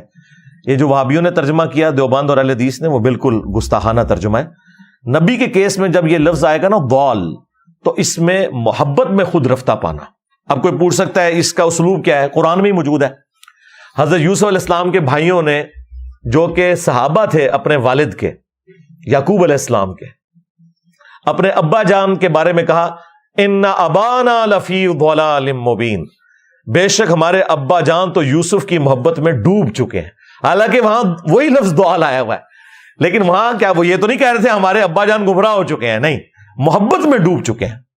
وَوَجَدَكَ ضَالًّا فَهَدَىٰ، اے نبی ہم نے آپ کو اپنی محبت میں خود رفتہ پایا تو آپ کو ہدایت کے بلند ترین مرتبے پر پہنچا دیا. ڈیٹم لیول کی ہدایت تو آپ کی پیدائش سے لے کر وفات تک ہے. ہر ایک پیغمبر اللہ تعالیٰ کی حفاظت میں ہوتا ہے پیدائش سے لے کر وفات تک، لیکن اعلیٰ درجے کی جو ہدایت ہے وہ اللہ تعالیٰ وحی کے ذریعے اسے عطا فرماتا ہے. وَمَا يَنطِقُ عَنِ الْهَوَىٰ، اور یہ اپنی خواہش نفس سے کچھ نہیں کہتے. ان ہوا الا وحی یوحا، یہ وہ کہتے ہیں جو اللہ تعالیٰ انہیں وحی فرماتا ہے. یعنی نبی الاسلام کی یہ شان ہے. اسی لیے تو ہم کہتے ہیں بھائی امام اس کو مانو جس کی قبر مدینے میں صلی اللہ علیہ وآلہ وسلم، کہ جو نہ کبھی گمراہ ہوئے نہ کبھی بے راہ چلے اور اپنی خواہش سے کچھ نہیں کہتے بلکہ اللہ کی وحی کی تائید کے ساتھ بولتے ہیں. اگر کہیں آپ نے کوئی ذاتی اجتہاد اپنا کیا بھی ہے تب بھی اللہ تعالیٰ نے وحی کے ذریعے اس کی ریمیڈی فرما دی. اگر وہ اللہ تعالیٰ کو پسند نہیں آیا، وہ گناہ کی کیٹیگری میں نہیں ہوتا، اسے لغزش کہا جاتا ہے. وہ ایک ٹاپک الگ سے ہے، اس پہ میری ویڈیو دیکھ لیں. انبیاء گناہ نہیں کرتے. بہرحال یہ نبی علیہ السلام کا پروٹوکول ہے، اور اسی پروٹوکول کی وجہ سے مسند احمد میں حدیث ہے کہ، بلکہ یہ سنن نبی داؤد کے اندر بھی حدیث موجود ہے کہ ایک صحابی تھے عبداللہ بن عمر بن عاص رضی اللہ تعالیٰ عنہ، وہ کہتے ہیں کہ میں نبی علیہ السلام سے جو بھی بات سنتا تھا نا وہ لکھ لیا کرتا تھا. پھر مجھے کچھ لوگوں نے کہا کہ نبی علیہ السلام کبھی غصے کی حالت میں ہوتے ہیں، کبھی آپ غم کی حالت میں ہوتے ہیں، تو تم ہر بات نہ لکھا کرو. تو میں نے لکھنا چھوڑ دیا. نبی علیہ السلام نے کچھ دن کے بعد پوچھا کہ تم کیوں نہیں لکھ رہے؟ تو انہوں نے کہا یا رسول اللہ اس طرح مجھے لوگوں نے کہا تھا تو میں نے لکھنا چھوڑ دیا. تو آپ علیہ السلام نے فرمایا کہ اللہ کی قسم، اپنی مبارک زبان کو پکڑا، اللہ کی قسم اس زبان سے حق کے سوا کچھ نہیں نکلتا. یہ پروٹوکول صرف نبی علیہ السلام کا ہے، اور اللہ تعالیٰ نے اسی پروٹوکول کی وجہ سے نبی علیہ السلام کو اس پلانٹ ارتھ پہ اپنا خلیفہ بنایا. وما رمیت اذ رمیت ولکن اللہ رما. اے نبی، جب تم نے کنکریاں ماری تھیں کافروں کے لشکر کی طرف، وہ تم نے نہیں ماری تھی بلکہ وہ تو اللہ نے ماری تھی جب کہ تم نے ماری تھی. یعنی اللہ تعالیٰ نے اپنے پیغمبر کو، ان کے مبارک ہاتھ کو اپنی طرف منسوب کیا، کیونکہ دنیا پہ وہ اللہ کے ریپریزنٹیٹو ہیں. ید اللہ فوق ایدیہم. اصحاب شجرہ کے بارے میں آیا کہ جب یہ درخت کے نیچے آپ کی بیعت کر رہے تھے نا، آپ کے ہاتھ پہ اللہ کا ہاتھ تھا ان کے ہاتھ کے اوپر. یعنی یہ نہیں کہ نبی علیہ السلام کا ہاتھ جو ہے وہ اللہ کا ہاتھ فزیکلی، مراد یہ کہ وہ اللہ کے ریپریزنٹیٹو ہیں. ریفرنس نمبر 4، یہ سورۃ الحجرات سورۃ نمبر 49 کی ابتدائی آیات ہیں. یا ایھا الذین آمنوا، اے ایمان والو، لا تقدموا بین یدی اللہ ورسولہ، مت آگے بڑھو اللہ اور اس کے رسول سے. بس جتنا تعلیم کیا ہے نا اس میں خود صفرے لگا کے ایڈ نہ کرو. جو تعلیمات ہیں، جہاں پر فرمایا کہ یہاں پہ رک جاؤ وہاں پہ رک جانا ہے، جہاں پہ فرمایا کہ یہ حلال ہے اسی کو حلال سمجھنا ہے، جس کو حرام کیا اسی کو حرام سمجھنا ہے. خود سے دین میں کوئی بدعتیں داخل نہیں کرنی. واتقوا اللہ، اور اللہ کا تقوی اختیار کرو. ان اللہ سمیع علیم، بے شک اللہ تعالیٰ سننے والا، علم والا ہے. یا ایھا الذین آمنوا، اے ایمان والو، لا ترفعوا اصواتکم فوق صوت النبی، اپنی آواز کو بھی کبھی نبی صلی اللہ علیہ وآلہ وسلم کی آواز سے بلند نہ کرنا. ولا تجہروا لہ بالقول کجہر بعضکم لبعض، اور ان کے حضور اس طریقے سے بلند آواز میں گفتگو نہ کرنا جس طرح آپس میں ایک دوسرے کے ساتھ کرتے ہو. ان تحبط اعمالکم وانتم لا تشعرون، ایسا نہ ہو کہ تمہارے اعمال برباد کر دیے جائیں اور تمہیں شعور بھی نہ ہو، توبہ کی توفیق بھی نہ ملے. اور یہ حیران کن بات ہے کہ یہ آیت کسی عام انسان کے بارے میں نازل نہیں ہوئی، بلکہ صحیح بخاری کے اندر شان نزول موجود ہے. عبداللہ ابن ابی ملیکہ تابعی کہتے ہیں قریب ہے کہ اس مخلوق کے دو بہترین لوگ یعنی ابو بکر اور عمر برباد ہو جاتے جب انہوں نے انجانے میں رسول اللہ کے حضور اپنی آوازوں کو بلند کر دیا. ایک قبیلہ آیا ہوا تھا، نبی علیہ السلام کی یہ مبارک عادت تھی کہ جب قبیلہ اسلام قبول کر کے واپس جاتا تھا تو ایک فوکل پرسن آپ مقرر کرتے تھے. حضرت ابو بکر نے مشورہ دیا کہ اس کو فوکل پرسن مقرر کریں. حضرت عمر نے کہا نہیں یا رسول اللہ اس کو کریں. اس میں وہ آپس میں ان کی تلخ کلامی ہوگی. نبی علیہ السلام سے کوئی بدتمیزی نہیں کی، آپس میں آوازیں بلند ہوئی تو یہ آیات نازل ہوئی کہ اگر تم نے بھی رسول اللہ کے حضور آپس میں بھی بات کرتے ہوئے آواز کو بلند کیا چھٹی ہو جائے گی. تو سرکار اگر یہ ابو بکر و عمر کا سٹیٹس ہے تو اڑے بابے شاہی کوئی نہیں. یعنی نبی علیہ السلام کی آواز سے آواز بلند کرنا اعمال کو برباد کرتا ہے. نبی کی حدیث سے کسی بابے کے قول کو بلند کرنا وہ تو تمہارا ایمان ہی برباد کر دے گا، کیونکہ میرے نبی سا ہے ہی کوئی نہیں، تیرے بابے تھے شاہی کوئی نہیں. یہ دیکھ لیں، یہ کتابوں کا خدا ہے. اب اسی بخاری کی حدیث میں آتا ہے کہ عبداللہ ابن زبیر کہتے ہیں کہ ان آیات کے نازل ہونے کے بعد حضرت عمر اتنی آہستہ آواز میں گفتگو کرتے تھے کہ حضور کو سنائی نہیں دیتی تھی، اور آپ کہتے تھے عمر اونچا بولو مجھے آواز ہی نہیں آ رہی. اتنے ڈر گئے. پھر اللہ تعالیٰ نے اسی کا انعام دیا، اگلی آیات نازل ہوئی. ان الذین یغضون اصواتهم عند رسول اللہ، بے شک وہ لوگ جو اپنی آوازوں کو پست رکھتے ہیں رسول اللہ کے حضور، اولئک الذین امتحن اللہ قلوبهم للتقوی، یہی وہ لوگ ہیں جن کے دلوں کو اللہ نے تقوی کے لیے چن لیا، یہ پرہیزگار لوگ ہیں، لہم مغفرۃ واجر عظیم، ان کے لیے مغفرت اور اجر عظیم ہے۔ اور مزے کی بات ہے ان آیات کو اللہ تعالیٰ نے وہ مقبولیت دی کہ روزہ شریف پہ کئی سو سال سے یہی آیات ہیں ایگزیکٹلی۔ روزہ شریف کی جو جالی ہے، جو سینٹرل جالی ہے، 3 پورشن میں بنی ہوئی ہے، سینٹرل جو جالی ہے جس میں وہ دائرے کے نشان ہے، ایک بڑے دائرے کا نشان ہے، اس کے پیچھے نبی الاسلام کی قبر مبارک، آپ کا چہرہ مبارک ہے پیچھے کر کے، اس کے بعد سیدنا ابوبکر سیدنا عمر، اس جالی کے اوپر یہی لکھا ہوا ہے یا ایھا الذین آمنوا لا ترفعوا اصواتکم فوق صوت النبی۔ اور جو اس طرف جالی ہے باب السلام کی طرف سے جب آپ انٹر ہوتے ہیں، وہ بھی گولڈن جالی ہیں، ان کے اوپر یہ آیت لکھی ہوئی ہے ان الذین یغضون اصواتهم عند رسول اللہ۔ اور جو باب جبریل کی طرف تیسری جالیاں آتی ہیں جب آپ سلام عرض کر کے آگے چلتے ہیں، تو ان کے اوپر پھر وہ آیت لکھی ہے ما کان محمد ابا احد من رجالکم ولکن رسول اللہ وخاتم النبیین۔ تو میرے بھائی یہ بڑا سینسٹیو ایشو ہے، یہاں تو لوگ کہتے ہیں جی خیر ہے حدیث، بلکہ وہ تو ایک مفتی کہتا ہے جی یہ ہمیں بار بار نہ بتایا کرو حدیث میں آیا ہے، حدیث میں آیا ہے، کہ دسیے تنو فتاوی عالمگیری چ آیا ہے، قدوری شریف ہی آیا ہے کہ کتے نال منہ کالا کر لو تے کھوتے نال منہ کالا کر لو تے اے ہوندا ہے، اے دسیے تنو، ہمیں نہ حدیثیں سنایا کرو۔ سورۃ النساء کی آیت نمبر 65 میں اللہ تعالیٰ نے فرمایا ہے کہ اے نبی تیرے رب ہونے کی قسم یہ مومن ہی نہیں ہو سکتے جب تک کہ ہر معاملے میں آپ کو اپنا حاکم نہ مان لیں، اور جب آپ فیصلہ کر دیں تو اپنے دل میں بھی اس کے بارے میں کوئی کجی محسوس نہ کریں، تب یہ مومن ہوں گے۔ اب ان کو نہیں ہضم ہوتا، یعنی نبی الاسلام کی ہم حدیث بتاتے ہیں، ان کو فوراً خیال آتا ہے کہ اچھا یہ اگر حدیث میں لکھا ہوا ہے تو بابا جی انہوں نے سی پتا۔ ریفرنس نمبر 5 سورہ ال عمران سورت نمبر 3 کی مشہور آیت، یہ میلاد کے جلسوں میں آپ کو اکثر سننے کو ملتی ہے، لیکن کلاس کی آیت ہے، کمال آیت ہے۔ قل ان کنتم تحبون اللہ فاتبعونی یحببکم اللہ، اے نبی ان سے فرما دو کہ اگر تم اللہ سے محبت کا دعویٰ رکھتے ہو پھر میری یعنی نبی کی اتباع کرنی ہوگی۔ اطاعت نہیں، صرف اتباع۔ اتباع کہتے ہیں دل کے ساتھ کسی کی بات کو ماننا، ایک تو ہے نا کہ مان لینا حکم ہے، مجبوری ہے، اندر سے ماننا محبت رکھتے ہوئے اس شخصیت کے ساتھ، اسے کہتے ہیں اتباع۔ یحببکم اللہ، اور اگر ایسا کرو گے پھر اللہ تم سے محبت کرے گا۔ اصل چیز تو یہ ہے، تم تو ویسے ہی دعویٰ کرتے رہو، ون وے ٹریفک چڑھاتے رہو اپنے عشق و محبت کی، اگر اللہ کی محبت تمہیں چاہیے نا پھر نبی کی اتباع کرنی ہوگی۔ وَيَغْفِرْ لَكُمْ ذُنُوبَكُمْ، پھر وہ تمہیں معاف بھی کر دے گا، تمہارے گناہوں کو بخش بھی دے گا۔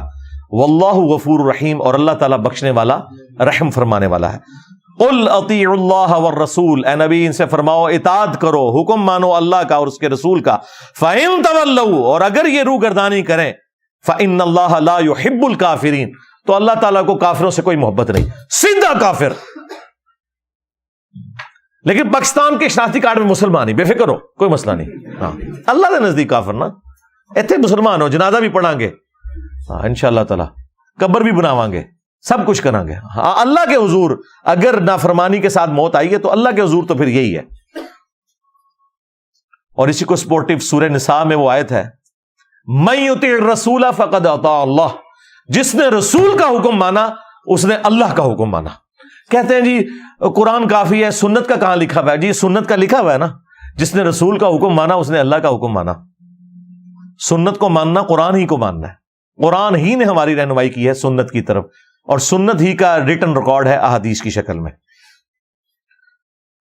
ریفرنس نمبر 6، یہ میں نے ترتیب بڑی انٹلیکچوئل رکھی ہے، یہ نہیں ہے کہ میں نے ایویں رینڈملی، درجنوں آیات میں سے یہ 12 میں نے سلیکٹ کی، ان کو بھی پھر میں نے کئی گھنٹے لگا کے کہ ایک انٹلیکچوئل ترتیب بنے تاکہ مقدمہ پہنچے ربیع الاول شریف کے اس مہینے میں کہ ہمارے نبی علیہ السلام کی بعثت کا مقصد کیا ہے۔ سورۃ الاحزاب کی آیت نمبر 45 اور 46، سورت نمبر 33، یا ایھا النبی انا ارسلناک شاہدا ومبشرا ونذیرا، اے نبی صلی اللہ علیہ وآلہ وسلم، اعلیٰ حضرت نے اس کا ترجمہ کیا ہے اے غیب کی خبریں بتانے والے، بالکل صحیح ترجمہ ہے، نبی ہوتا ہی وہ ہے جس کے پاس غیب کی خبر آتی ہے اللہ کی طرف سے. ہمارا جھگڑا یہ ہے کہ یہ کوئی کمپیٹنسی نہیں جو نبی حاصل کرتے ہیں، بلکہ اللہ وحی کے ذریعے بتاتا ہے. وما كان الله ليطلعكم على الغيب، اللہ کی یہ شان نہیں کہ ہر ایک کو غیب پر اطلاع دے. ولكن الله يجتبي من رسله من يشاء، بلکہ اللہ اپنے رسولوں میں سے جسے چاہتا ہے اسے غیب کی خبر دیتا ہے. آپ اسے غیب کی خبر کہہ لیں، اسے علم غیب کہہ لیں، یہ ساری ٹرمنالوجیز درست ہیں، لیکن اللہ کے بتانے پر ہے. اے نبی صلی اللہ علیہ وآلہ وسلم، بے شک ہم نے آپ کو بھیجا گواہ بنا کر اور خوشخبری دینے والا اور ڈر سنانے والا. خوشخبری اہل ایمان کو جنت کی، اور ڈر جو ہے وہ فاسقین کو جہنم کا. اور شاہد، گواہ. اچھا ابھی ادھر اعلیٰ حضرت نے ترجمہ کیا ہے شاہد کا حاضر و ناظر، لیکن اعلیٰ حضرت کی ڈنڈی آگے جا کے پکڑی جائے گی. سورۃ البقرہ میں بھی یہی لفظ آیا، سورۃ الحج میں آیا، وہاں پہ تھا کہ یہ نبی اس امت کے اوپر شاہد ہیں اور یہ امت اگلی امتوں پر شاہد ہے. تو وہاں ترجمہ اعلیٰ حضرت کا کیا بننا تھا؟ یہ نبی اس امت کے اوپر حاضر و ناظر ہے اور پوری امت، ساری انسانیت کے اوپر جو پہلے بھی گزر چکی حاضر و ناظر ہے. اوتھے اعلیٰ حضرت گواہ ترجمہ کیا. گواہ یعنی یہ اللہ کے لیے گواہی لے کر کھڑے ہوئے ہیں. جو مولانا مودودی نے کتاب بھی لکھی ہے شہادت علی الناس، یہ پوری امت بھی گواہ ہے، یعنی اللہ کے حق میں گواہی دیتے ہوئے کھڑی ہو گئی ہے پوری انسانیت تک توحید کا پیغام پہنچانے کے لیے. تو نبی علیہ السلام بھی شہادت علی الناس کرنے ہیں. وہ صحابہ کرام کے اوپر گواہ تھے، اپنے زمانے کے لوگوں کے اوپر گواہ تھے، اور پھر حجۃ الوداع کے موقع پر نبی علیہ السلام نے امت کو یہ کام ٹرانسفر کیا. اب یہ امت بھی گواہ ہے باقی ساری امت کے اوپر، اور اگلی امتوں پر گواہ ہے کہ ان کے انبیاء کرام نے ان تک بات صحیح پہنچائی تھی. وہ صحیح بخاری میں آتا ہے قوم نوح انکار کر دے گی کہ ہمارے پیغمبر نے کوئی بات ہی ہم تک نہیں پہنچائی، تو پھر امت محمدیہ گواہی دے گی، اور وہ گواہی کس بنیاد پہ دے رہی ہوگی؟ قرآن کی بنیاد پہ. یہ سورۃ البقرہ کی آیت نمبر 143 کے کانٹیکسٹ میں بخاری میں حدیث موجود ہے. تو اے نبی آپ گواہ ہیں، اللہ کے لیے کھڑے ہوئے ہیں، خوشخبری دینے والے، ڈر سنانے والے. وَدَاعِيًا إِلَى اللَّهِ، اور دائی ہیں، بلانے والے ہیں اللہ کی طرف، بِإِذْنِهِ، اس کے اذن کے ساتھ. وَسِرَاجًا مُنِيرًا، اور آپ ایسے سورج ہیں جو چمکا کے رکھ دیتے ہیں باقیوں کو بھی. یعنی جو بھی رسول اللہ کے ساتھ اٹیچ ہو جائے گا دنیا اور آخرت میں کامیابی اس کا مقدر ہوگی. تو نبی علیہ السلام نور ہدایت ہیں. اس آیت کے تحت ہمیں یہ بات پتہ چلی کہ نبی علیہ السلام سراجم منیرہ ہیں، ایسے نور ہیں جو باقیوں کو بھی نور بنا دیتا ہے. یہ ہدایت کے نور کی بات ہو رہی ہے. سورۃ المائدہ میں بھی ہے نا، قد جاءکم من اللہ نور و کتاب مبین، بے شک تمہارے پاس اللہ کی طرف سے ایک نور آیا اور ایک کتاب. وہاں نور سے مراد اہل سنت کے جو سب سے پہلے مفسر ہیں جنہوں نے تفسیر لکھی، تفسیر تبری ابن جریر تبری کی، اسی سے حافظ ابن کثیر نے سارا چھاپا انہی سے مارا ہوا ہے. اصل میں تفسیر پہلی وہ لکھی گئی تھی. انہوں نے اس آیت کے کانٹیکسٹ میں لکھا یہاں نور سے مراد نبی صلی اللہ علیہ وآلہ وسلم کی ذات ہے. لیکن یہ نور ہدایت جو مسند احمد میں حدیث ہے، میں اللہ کے ہاں اس وقت بھی خاتم النبیین لکھا ہوا تھا جب آدم علیہ السلام ابھی مٹی اور پانی کے درمیان تھے. اس وقت بھی میں دعائے ابراہیم ہوں، میں عیسیٰ کی بشارت ہوں، میں اپنی ماں کا وہ خواب ہوں جو انہوں نے پیدائش کے وقت دیکھا کہ ان کے لیے ایک نور ظاہر ہوا جس سے شام کے محلات بھی روشن ہو گئے. یعنی نبی علیہ السلام کی والدہ سیدہ آمنہ سلام اللہ علیہا کو یہ خواب دکھایا گیا تھا کہ آپ سے جو بچہ پیدا ہوگا بالآخر اس کی حکومت رومن امپائر کو بھی سپر سیڈ کر جائے گی.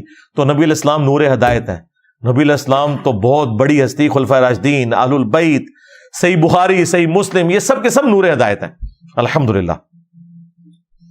تو یہ ثبوت ہے اس بات کا کہ نبی صلی اللہ علیہ وآلہ وسلم کو ہم نور کہتے ہیں ہدایت کے طور پر، یہ آپ کی کوالٹی کے طور پر. ریفرنس نمبر 7 سورہ سبا، سورت نمبر 34 کی آیت نمبر 28. وما ارسلناک الا کافۃ للناس بشیرا ونذیرا، اے نبی ہم نے آپ کو پوری انسانیت کے لیے خوشخبری دینے والا اور ڈر سنانے والا بنا کر بھیجا. ولیکن اکثر الناس لا یعلمون، لیکن اکثر لوگ اس حقیقت کو نہیں جانتے. یہ نبی علیہ السلام کی بہت بڑی خوبی ہے. وما ارسلناک الا رحمۃ للعالمین، جو سورۃ الانبیاء میں بھی ہے، ہم نے آپ کو سارے جہان والوں کے لیے رحمت بنا کر بھیجا، تمام جہانوں کے لیے رحمت بنا کے بھیجا. یہ بھی ترجمہ عربی میں درست ہے. اور تمام جہان والوں کے لیے، یہ بھی درست ہے۔ تمام جہانوں سے مراد کیا؟ یعنی یہ انسانوں کا ایک جہان ہے، درختوں کا ایک جہان ہے، جانوروں کا ایک جہان ہے، پرندوں کا ایک جہان ہے، یعنی ان کی جو اپنی ایک جو کلوز انوائرمنٹ میں جو وہ رہتے ہیں، یہ سب کے سب جہان ہے۔ ان تمام کے لیے رحمت ہے نبی صلی اللہ علیہ وآلہ وسلم کی مبارک ذات۔ تو یہاں پر ہے کہ پوری انسانیت کے لیے آپ پیغمبر بنا کے بھیجے گئے، اور یہ آپ کی وہ خوبی ہے جو کسی اور پیغمبر کے پاس نہیں ہے۔ بخاری اور مسلم دونوں میں حدیث ہے، اللہ تعالیٰ نے مجھے 5 ایسی خوبیاں دیں جو کسی پیغمبر کو نہیں دی۔ ان میں سے پہلی خوبی یہ کہ پوری زمین میرے لیے مسجد بنا دی گئی، سجدہ گاہ، میرے امتی جہاں چاہے نماز ادا کر سکتے ہیں۔ دوسرا، اللہ تعالیٰ نے 1 مہینے کی مسافت سے میرا روب ڈال دیا میرے دشمنوں کے اوپر۔ میری امت 1 مہینے دور ہوگی، ان کے اوپر روب ڈال جائے گا۔ تیسرا، اگلے انبیاء قوموں اور قبیلوں کے لیے آتے تھے، مجھے اللہ تعالیٰ نے پوری انسانیت کے لیے پیغمبر بنا کے بھیجا۔ یہ نبی اسلام کے علاوہ کسی اور کی خصوصیت نہیں ہے۔ چوتھی چیز، اللہ تعالیٰ نے مال غنیمت میرے لیے حلال کر دیا۔ اگلی امتوں میں مال غنیمت یعنی جنگ میں کافروں کا چھوڑا ہوا مال حلال نہیں ہوتا تھا۔ اور 5ویں فضیلت، مجھے اللہ تعالیٰ نے شفاعت کا اذن عطا کیا ہے۔ اور مسلم شریف میں ایک 6ٹھی فضیلت بھی آئی ہے، اللہ تعالیٰ نے مجھ پہ ختم نبوت فرما دی ہے۔ وہاں پہ وہ لفظ خاتم کا آیا ہے، جو یہ قادیانی دجال دھوکہ دیتے ہیں نا کہ جی خاتم کا لفظ قرآن میں ہے، خاتم دکھائیں، تو خاتم بھی مسلم میں موجود ہے۔ نبی علیہ السلام نبوت کی مہر بھی ہے، سیل آف دا پروفٹ بھی ہیں، سٹیمپ آف دا پروفٹ بھی ہیں، اور رسولوں کے سلسلے کو ختم فرمانے والے بھی ہیں۔ اس کے لیے آپ میری ایک تفصیلی ویڈیو دیکھ لیں، قادیانیوں کو مسلمان بنانے والی ویڈیو، اس میں نے تفصیل کے ساتھ بیان کیا۔ ریفرنس نمبر 8 سورہ التوبہ سورت نمبر 9 کی آیت نمبر ہے 33، یہ سورہ صف میں بھی آئی ہے۔ هو الذی ارسل رسولہ بالہدی ودین الحق، وہی اللہ ہے جس نے الہدا یعنی قرآن کے ساتھ اپنے نبی کو بھیجا، اور دین حق یعنی اسلام کے ساتھ، لیظہرہ علی الدین کلہ، تاکہ تمام ادیان کے اوپر اس دین کو غالب کر دے۔ وَلَوْ كَرِهَ الْمُشْرِكُونَ، خواہ مشرک اس کا برا مان جائیں، اللہ تعالیٰ نے اپنے نبی کے اس دین کو غالب فرمانا ہے، اور دیکھیں چند سالوں کے اندر غالب کیا۔ بخاری مسلم میں حدیث ہے کہ ان قریب کیسر روم ختم ہو جائے گا، پھر قیامت تک کوئی کیسر نہیں ہوگا، کوئی رومن امپائر نہیں ہوگی۔ ان قریب پرشیا کی امپائر بھی ٹوٹ جائے گی، پھر قیامت تک کوئی کسرا نہیں ہوگا۔ اور دیکھیں اللہ تعالیٰ نے چند سالوں کے اندر خلفائے راشدین کے دور کے اندر دونوں سپر پاورز مسلمانوں کے قدموں میں ڈھیر کر دی، اور آپ کی پروفیسی پوری ہوئی الحمدللہ۔ اور الٹیمیٹ جو پوری ہونی ہے پوری دنیا کے حوالے سے، وہ حدیث موجود ہے سنن نبی داؤد کے اندر کہ نبی الاسلام نے فرمایا کہ قیامت اس وقت تک قائم نہیں ہوگی جب تک کہ میری بیٹی فاطمہ کی اولاد میں سے میرے ہی نام کے اوپر محمد بن عبداللہ المہدی ایک ایسا شخص نہ پیدا ہو جائے جو پوری دنیا کو انصاف سے بھر دے گا۔ باقی امام مہدی کے اوپر میری تفصیلی ویڈیوز ہیں، وہ آپ دیکھ سکتے ہیں۔ ریفرنس نمبر 9، اور وہ آیت ہے ختم نبوت والی۔ ظاہر نبی الاسلام نے یہ اپنا کام تھا وہ امت کو ٹرانسفر کر کے گئے، آپ کے بعد تو نبی کوئی نہیں آنا، تو ختم نبوت کی آیت میں نے اس لیے اس کے فوراً بعد رکھی کہ یہ جو دین غالب ہونا ہے یہ نبی الاسلام کی امت نے آگے آپ کی لیگیسی کو لے کے چلنا ہے۔ سورۃ الاحزاب سورت نمبر 33 آیت نمبر 40، ما کان محمد ابا احد من رجالکم ولکن رسول اللہ وخاتم النبیین، محمد صلی اللہ علیہ وآلہ وسلم تو مردوں میں سے کسی کے باپ نہیں ہیں، بلکہ وہ تو اللہ کے رسول ہیں اور خاتم النبیین ہیں۔ وَكَانَ اللَّهُ بِكُلِّ شَيْءٍ عَلِيمًا، اور اللہ تعالی سب کچھ جاننے والا ہے۔ اب یہ آیت اسپیسیفکلی تو اس کانٹیکسٹ میں تھی کہ حضرت زید ابن حارثہ چونکہ منہ بولے بیٹے تھے نبی الاسلام کے، تو انہیں زید ابن محمد کہا جاتا تھا، تو اللہ تعالیٰ نے منع کر دیا کہ منہ بولا رشتہ کوئی نہیں ہے، آپ نے جو اوریجنل باپ ہے نا ان کی طرف انہیں منسوب کر کے زید ابن حارثہ کہیں۔ اور پھر اسی کانٹیکسٹ میں یہ آیت آئی کہ محمد تم مردوں میں سے کسی کے باپ ہی نہیں، یعنی آپ کے بارے میں یہ اللہ تعالیٰ نے پروفیسی کر دی کہ آپ کا کوئی بیٹا جوانی کی عمر کو نہیں پہنچے گا، اچھا ساتھ ذکر کیا ولا کہ رسول اللہ و خاتم النبیین، بلکہ وہ تو اللہ کے رسول ہیں اور خاتم النبیین ہیں. اس چیز کا اس سے کوئی تعلق ہے جبھی تو اس آیت کے اندر آیا نا کہ مردوں میں سے کسی کے باپ نہیں بلکہ وہ تو خاتم النبیین ہے. کیا مطلب؟ کہ ان کا کوئی بیٹا مرد نہیں ہوگا، بچپن میں فوت ہو جائیں گے بچے. کیوں؟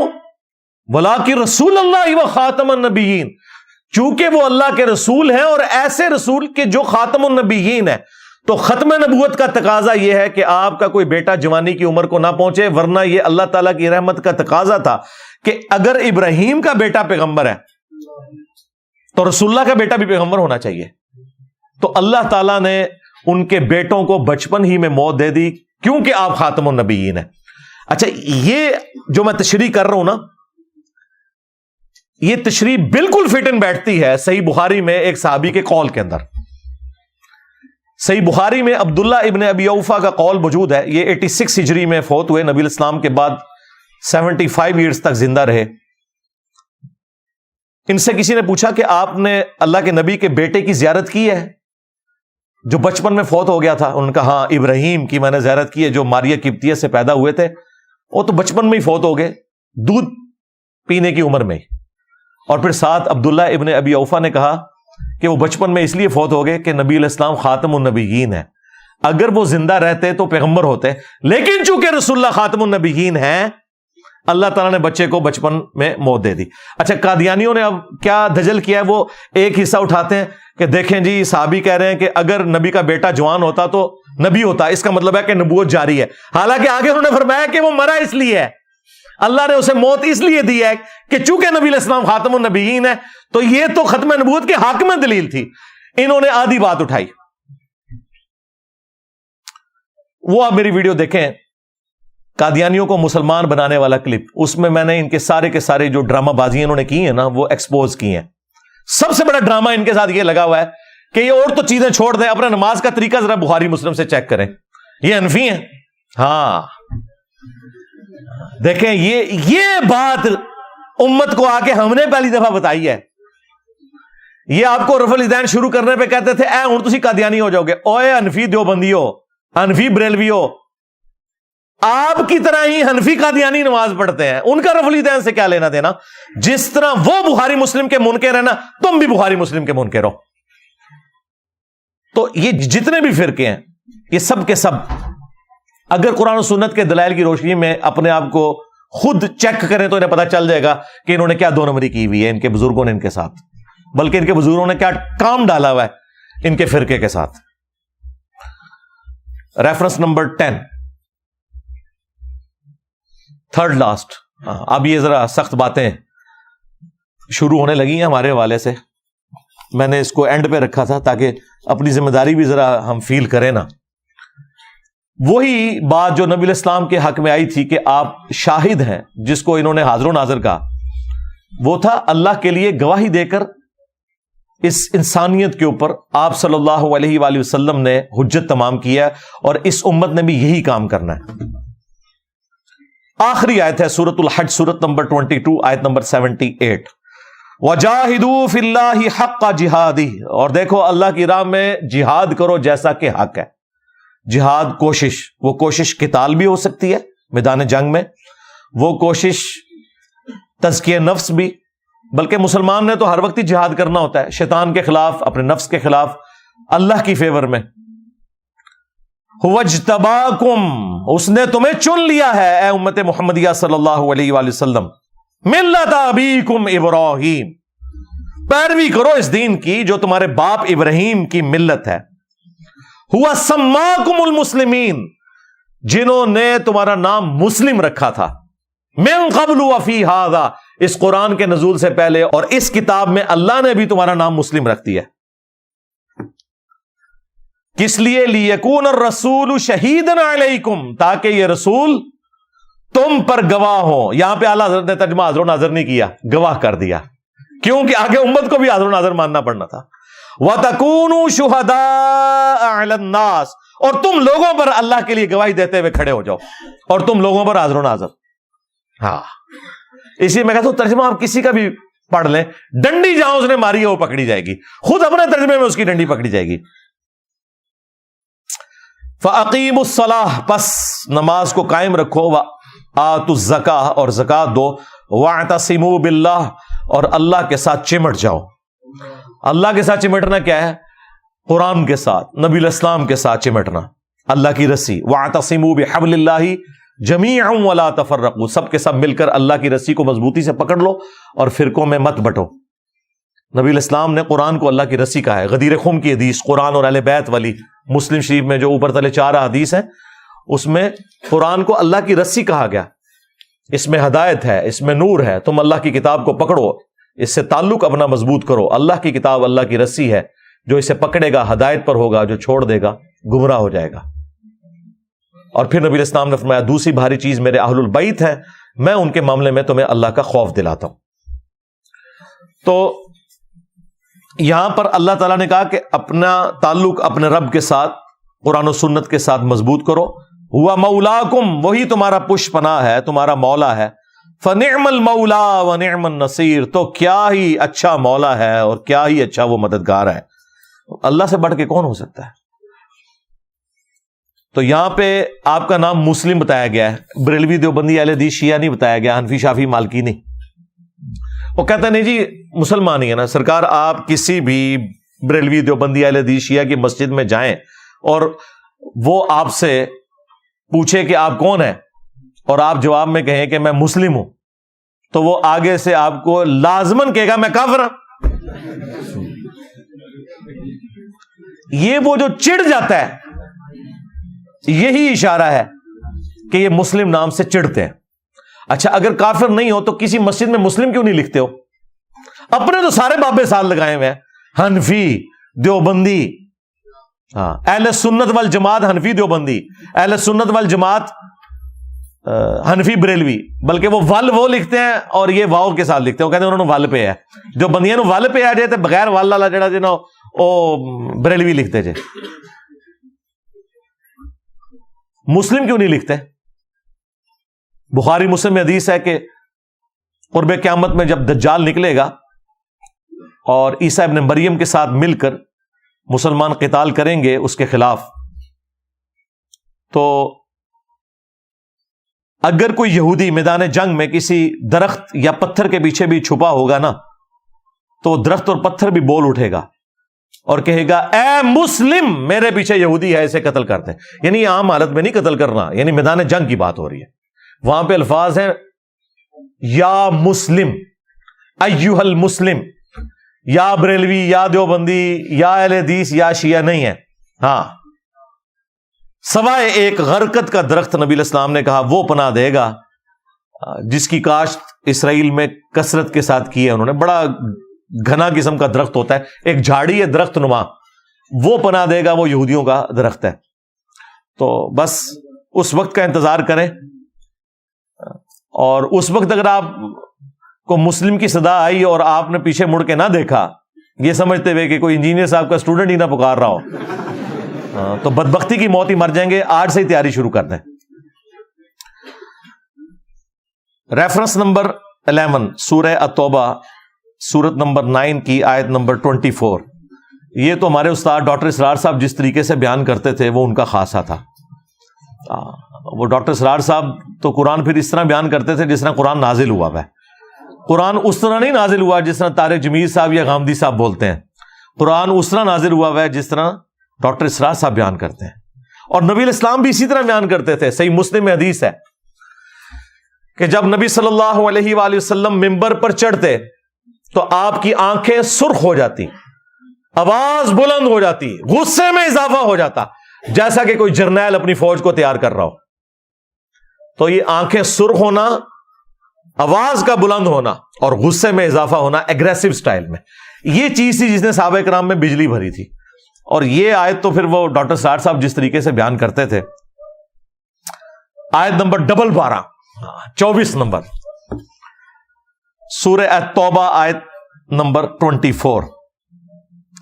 قل ان کان آباؤکم، اے نبی ان سے کھول کر یہ بات ارشاد فرما دو کہ اگر تمہارے باپ وابناؤکم، اور تمہارے بیٹے یعنی تمہاری اولاد، وَإِخْوَانُكُمْ اور تمہارے بھائی، وَأَزْوَاجُكُمْ اور تمہاری عورتیں، وَعَشِيرَتُكُمْ اور تمہارا سارے کا سارا کنبہ، وَأَمْوَالُ اقْتَرَفْتُمُوهَا اور تمہارے کمائی کے مال، وَتِجَارَةٌ تَخْشَوْنَ كَسَادَهَا اور وہ تجارت جس کے ماند پڑ جانے کا ہر وقت تمہیں خدشہ لگا رہتا ہے، وَمَسَاكِنُ تَرْضَوْنَهَا اور وہ گھر جو تمہارے پسندیدہ ہیں۔ یہ 8 چیزیں گنوائی ہیں دنیا کی۔ اگر ان 8 چیزوں کی محبت احب الیکم، اگر یہ چیزیں تمہیں زیادہ محبوب ہو جائیں، من اللہ ورسولہ وجہاد فی سبیلہ، اللہ سے اور اس کے رسول سے اور اللہ کی راہ میں جہاد کرنے سے، فتربصوا تو پھر انتظار کرنا، حتی یأتی اللہ بامرہ یہاں تک کہ اللہ تعالیٰ کا حکم عذاب تم پر آ پہنچے۔ واللہ لا یہدی القوم الفاسقین اور اللہ تعالیٰ فاسق لوگوں کو ہدایت نہیں دیتا۔ بلکہ ڈاکٹر اسرار صاحب جب بولتے تھے نا تو ساتھ کہتے تھے فتربصوا تو دبا ہو جاؤ، حتی یأتی اللہ بامرہ یہاں تک کہ اللہ تعالیٰ کا حکم عذاب آ پہنچے، انتظار کرو۔ اللہ اکبر۔ یہ آیت ہے جی جس میں اللہ تعالیٰ نے دنیا کی 8 چیزیں گنوائی ہیں اور کہا ہے کہ یہ ظاہر ایک سمبل کے طور پر ہے، اس ساری چیزیں اسی کیٹیگری میں فال کرتی ہیں۔ اگر ان کی محبت اللہ رسول سے بڑھ جائے، اللہ کی راہ میں جہاد سے بڑھ جائے تو پھر فارغ ہو۔ سورہ الاحزاب کے سٹارٹ میں اللہ تعالیٰ نے فرمایا النبی اولی بالمؤمنین من انفسہم وازواجہ امہاتہم، نبی مومنین کی جانوں سے بڑھ کر ان پر حق رکھتے ہیں اور نبی کی بیویاں امت کی مائیں، یعنی ہماری جان سے بھی بڑھ کر ہم پر جس کا حق ہے نا وہ شخصیت ہے جس کی قبر مدینے میں ہے، جو ہمارے روحانی باپ ہیں، کیونکہ ان کی بیویاں امت کی مائیں ہیں۔ بخاری اور مسلم دونوں میں حدیث ہے، اس شخص نے ایمان کی حلاوت چکھ لی جس میں 3 نشانیاں ہیں۔ نمبر 1، اللہ اور اس کا رسول اسے پوری دنیا میں ہر چیز سے بڑھ کر محبوب ہو جائیں۔ نمبر 2، دوستی اور دشمنی کا معیار اللہ کی ذات۔ اور نمبر 3، کفر کی طرف لوٹایا جانا اس کے لیے اتنا ہی مشکل ہو جائے جتنا زندہ آگ میں جلنا، یعنی وہ زندہ آگ میں جلنے کے لیے تیار ہو جائے لیکن اپنا دین نہ چھوڑے، تو پھر اسے ایمان کی مٹھاس مل جائے گی۔ پھر بخاری اور مسلم دونوں میں حدیث ہے تم میں سے کوئی شخص اس وقت تک مومن ہی نہیں ہو سکتا جب تک کہ میں اسے اس کے ماں باپ، اولاد، سب لوگوں سے بڑھ کر عزیز نہ ہو جاؤ۔ تو یہ نبی علیہ السلام کیا بتا رہے تھے؟ نبی علیہ السلام یہ بتا رہے تھے کہ ماں باپ تے شاہی کوئی نہیں، بابے تے شاہی کوئی نہیں، جہاں میری بات آ جائے۔ یہی بات ہے نا، یہاں جناب مائیں کہتی ہیں میں دودھ نہیں بخشاں گی جے تو داڑھی رکھ لیتے، تو ایسے ماں باپ کو پھر یہی بتانا چاہیے نا کہ میرے نبی سا ہے ہی کوئی نہیں، اما ابا جی تسی تے شاہی کوئی نہیں، کیونکہ میرے نبی کے مقابلے پہ کھڑے ہو گئے۔ اور یہ سب سے ہلکا جملہ ہے جو ہم بول سکتے ہیں، ادروائز تو ان کو کہنا چاہیے کہ اپنے ایمان کی فکر کرو، تم خود بھی مسلمان رہے ہو کہ نہیں، بغاوت پہ اتر کے۔ اور پھر صحیح بخاری میں ایک حدیث ہے، نبی علیہ السلام اور سیدنا عمر ایک دفعہ ہاتھ میں ہاتھ ڈال کے چہل قدمی کر رہے تھے، تو حضرت عمر نے دیکھا نبی علیہ السلام نے اتنی شفقت کی ہے تو تھوڑے فرینک ہوئے، ان کا یا رسول اللہ پوری دنیا میں سب سے بڑھ کر آپ مجھے محبوب ہیں سوائے میری جان کے۔ اچھا وہ سمجھ رہے تھے میں نے بہت کارنامہ کر دیا ہے۔ نبی علیہ السلام نے فرمایا نہیں بلکہ تیری جان سے بھی بڑھ کر۔ تو ان کا یا رسول اللہ ہاں آپ مجھے میری جان سے بھی بڑھ کر عزیز ہیں۔ پھر آپ نے فرمایا اب تیرا ایمان مکمل ہوا ہے۔ اچھا انہوں نے سچ بولا، انسان کو اپنی جان سے آگے تو کوئی چیز نہیں ہوتی، لیکن نبی علیہ السلام کے سامنے سچ بولنے کی برکت یہ ظاہر ہوئی کہ آپ علیہ السلام نے اس بات کو کھول دیا کہ بھائی یہ بھی ایمان مکمل نہیں ہے جب تک کہ اپنی جان سے بھی بڑھ کر مجھے عزیز نہیں سمجھو گے۔ اور اس کا مطلب قطعاً یہ نہیں ہے کہ آپ نے لبیک یا رسول اللہ کے نعرے ہی لگانے ہیں خالی، اور عمل کوئی نہیں کرنا۔ آخری ریفرنس نمبر 12، آپ گیس کریں کہ آخری ریفرنس کیا ہو سکتا ہے؟ اس کے بعد تو کسی کی گنجائش ہی نہیں تھی، تو یقیناً یہ 11واں ریفرنس ہی آخری تھا۔ یہ جو 12واں ریفرنس ہے، جو اللہ کے محبوب علیہ السلام کا احسان ہے اس امت کے اوپر، اس کے کانٹیکسٹ میں اللہ تعالیٰ نے امت کے اوپر ایک چیز فرض کر دی ہے. سورۃ الاحزاب سورت نمبر 33 آیت نمبر 56. ان اللہ وملائکتہ یصلون علی النبی یا ایھا الذین آمنوا صلوا علیہ وسلموا تسلیما اللہم صل علی محمد وعلی آل محمد کما صلیت علی ابراہیم وعلی آل ابراہیم انک حمید مجید اللہم بارک علی محمد وعلی آل محمد کما بارکت علی ابراہیم وعلی آل ابراہیم انک حمید مجید. السلام علیک ایھا النبی ورحمۃ اللہ وبرکاتہ. یہ آیت جب نازل ہوئی تو صحابہ کرام نے کہا یا رسول اللہ آپ نے ہمیں سلام تو سکھا دیا ہے, السلام علیک ایھا النبی, ہم آپ پہ درود کیسے پڑھیں؟ اور بخاری کے تو الفاظ ہیں ہم آپ اور آپ کے اہل البیت پر کیسے درود پڑھیں؟ تو پھر نبی الاسلام نے یہ درود ابراہیمی تعلیم فرمایا. اس کا جو پہلا حصہ ہے یہ بھی پرفیکٹ ہے, اللہم صلی علی محمد وعلی آل محمد. تو یہ امت کے اوپر اللہ تعالیٰ نے اوبلیگیٹری ٹھہرا دیا کہ آپ صلی اللہ علیہ وآلہ وسلم کے لیے دعائے رحمت کرنی ہے, دعائے سلامتی کرنی ہے, اگرچہ اس کا فائدہ ہمیں ہی ہے. مسلم شریف میں حدیث ہے جو مجھ پر ایک دفعہ درود پڑے گا اللہ تعالیٰ اس پہ 10 رحمتیں نازل فرمائے گا. اور درود شریف کے فضائل میں تو میری پوری مجلس ہے 5 گھنٹے کی, آپ وہ دیکھ لیں. درود شریف سے متعلق 50 کوسچنز وہاں پہ تفصیل کے ساتھ مل جائے گی. بہرحال اس آیت میں امت کو یہ تعلیم کیا گیا ہے کہ جس نبی کا یہ آپ پر احسان ہے, جس نبی کو اللہ تعالیٰ نے ذریعہ بنایا آپ کی ہدایت کا, آپ نے ان کے لیے دعا کرنی ہے. اس لیے ہم دیکھیں ہماری نماز اسی چیز کے ساتھ جڑی ہوئی ہے. ہم نماز میں بھی درود شریف پڑھتے ہیں, آگے پیچھے بھی, مسجد میں جاتے وقت بھی درود شریف ہے.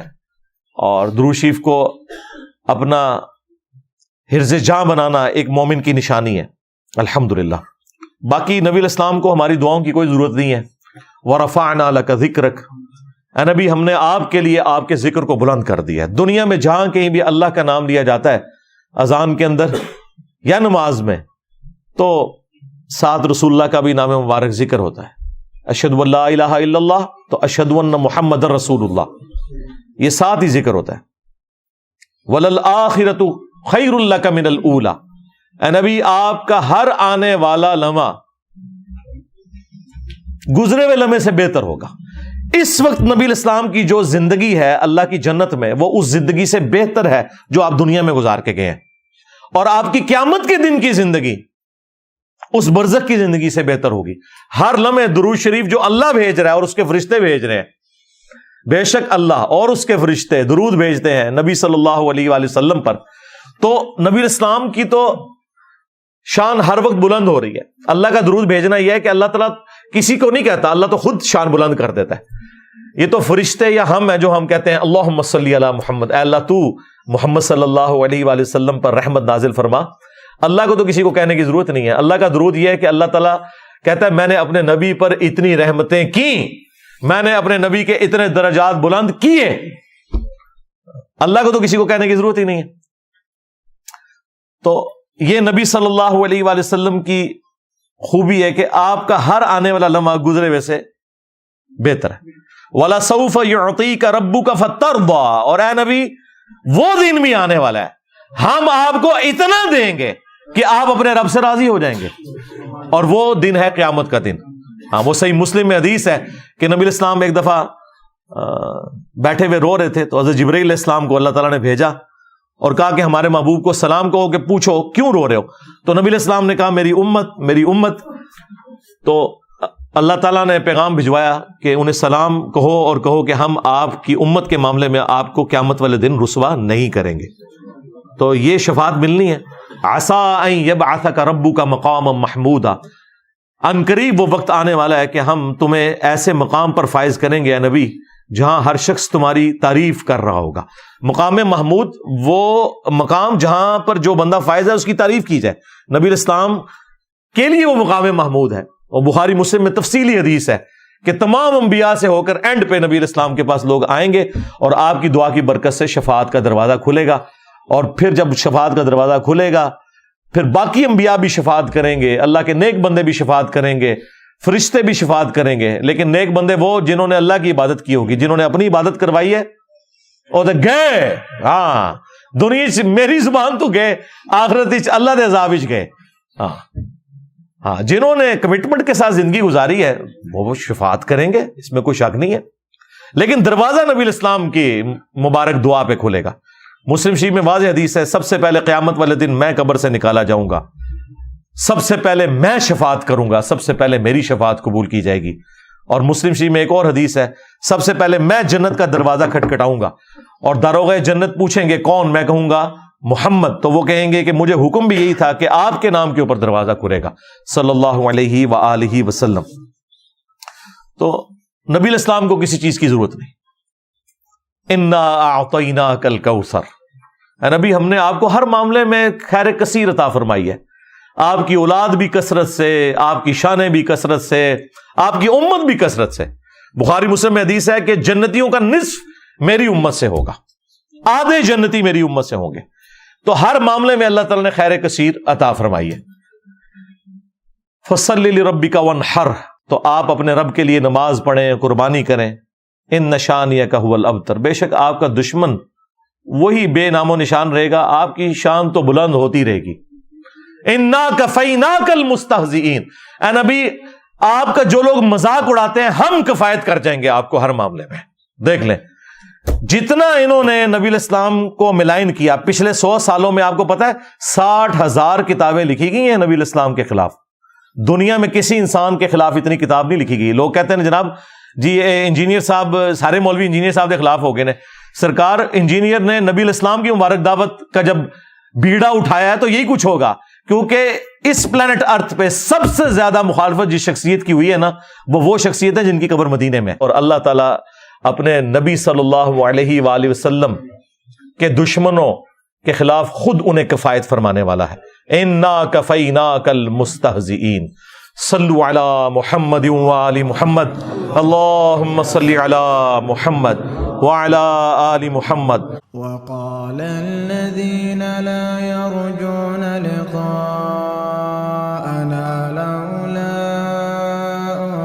انزل علینا الملائکۃ او نرى ربنا لقد استكبروا في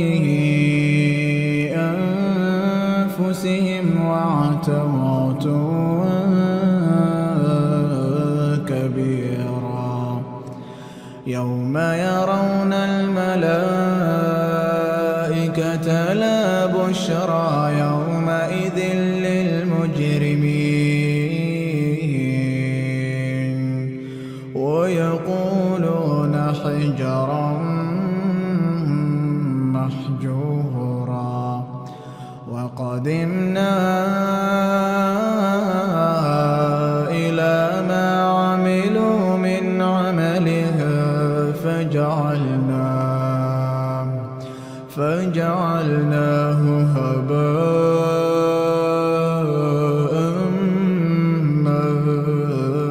منثورا أصحاب الجنة يومئذ خير مستقرا وأحسن مقيلا ويوم تشقق السماء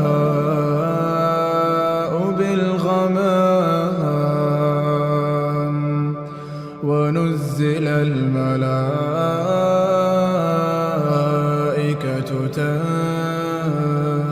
تنزيلا الملك يومئذ الحق للرحمن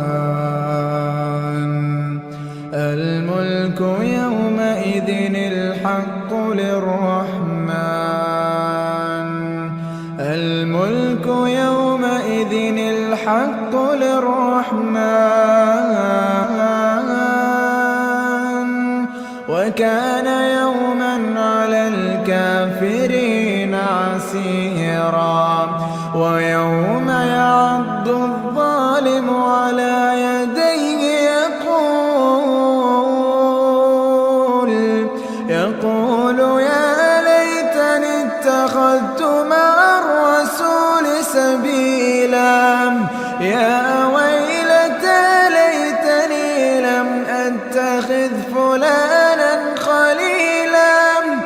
لقد أضلني عن الذكر بعد إذ جاءني وكان الشيطان للإنسان خذولا ويوم يعض الظالم على يديه يقول يا ليتني اتخذت مع الرسول سبيلا يا ويلتى ليتني لم أتخذ فلانا خليلا لقد أضلني عن الذكر بعد إذ جاءني وكان الشيطان للإنسان خذولا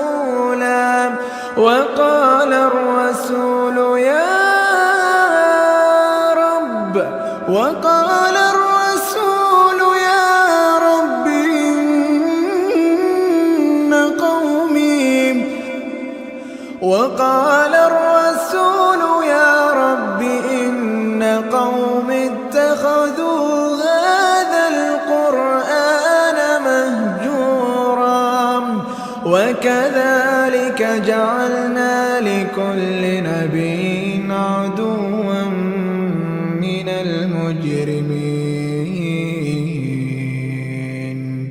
وكفى بربك هاديا ونصيرا وقال الذين كفروا لولا نزل عليه القرآن جملة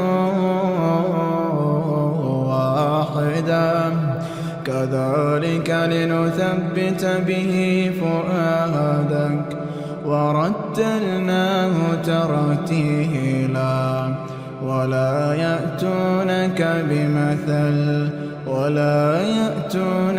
بمثل إلا جئناك بالحق وأحسن تفسيرا الذين يحشرون على وجوههم إلى جهنم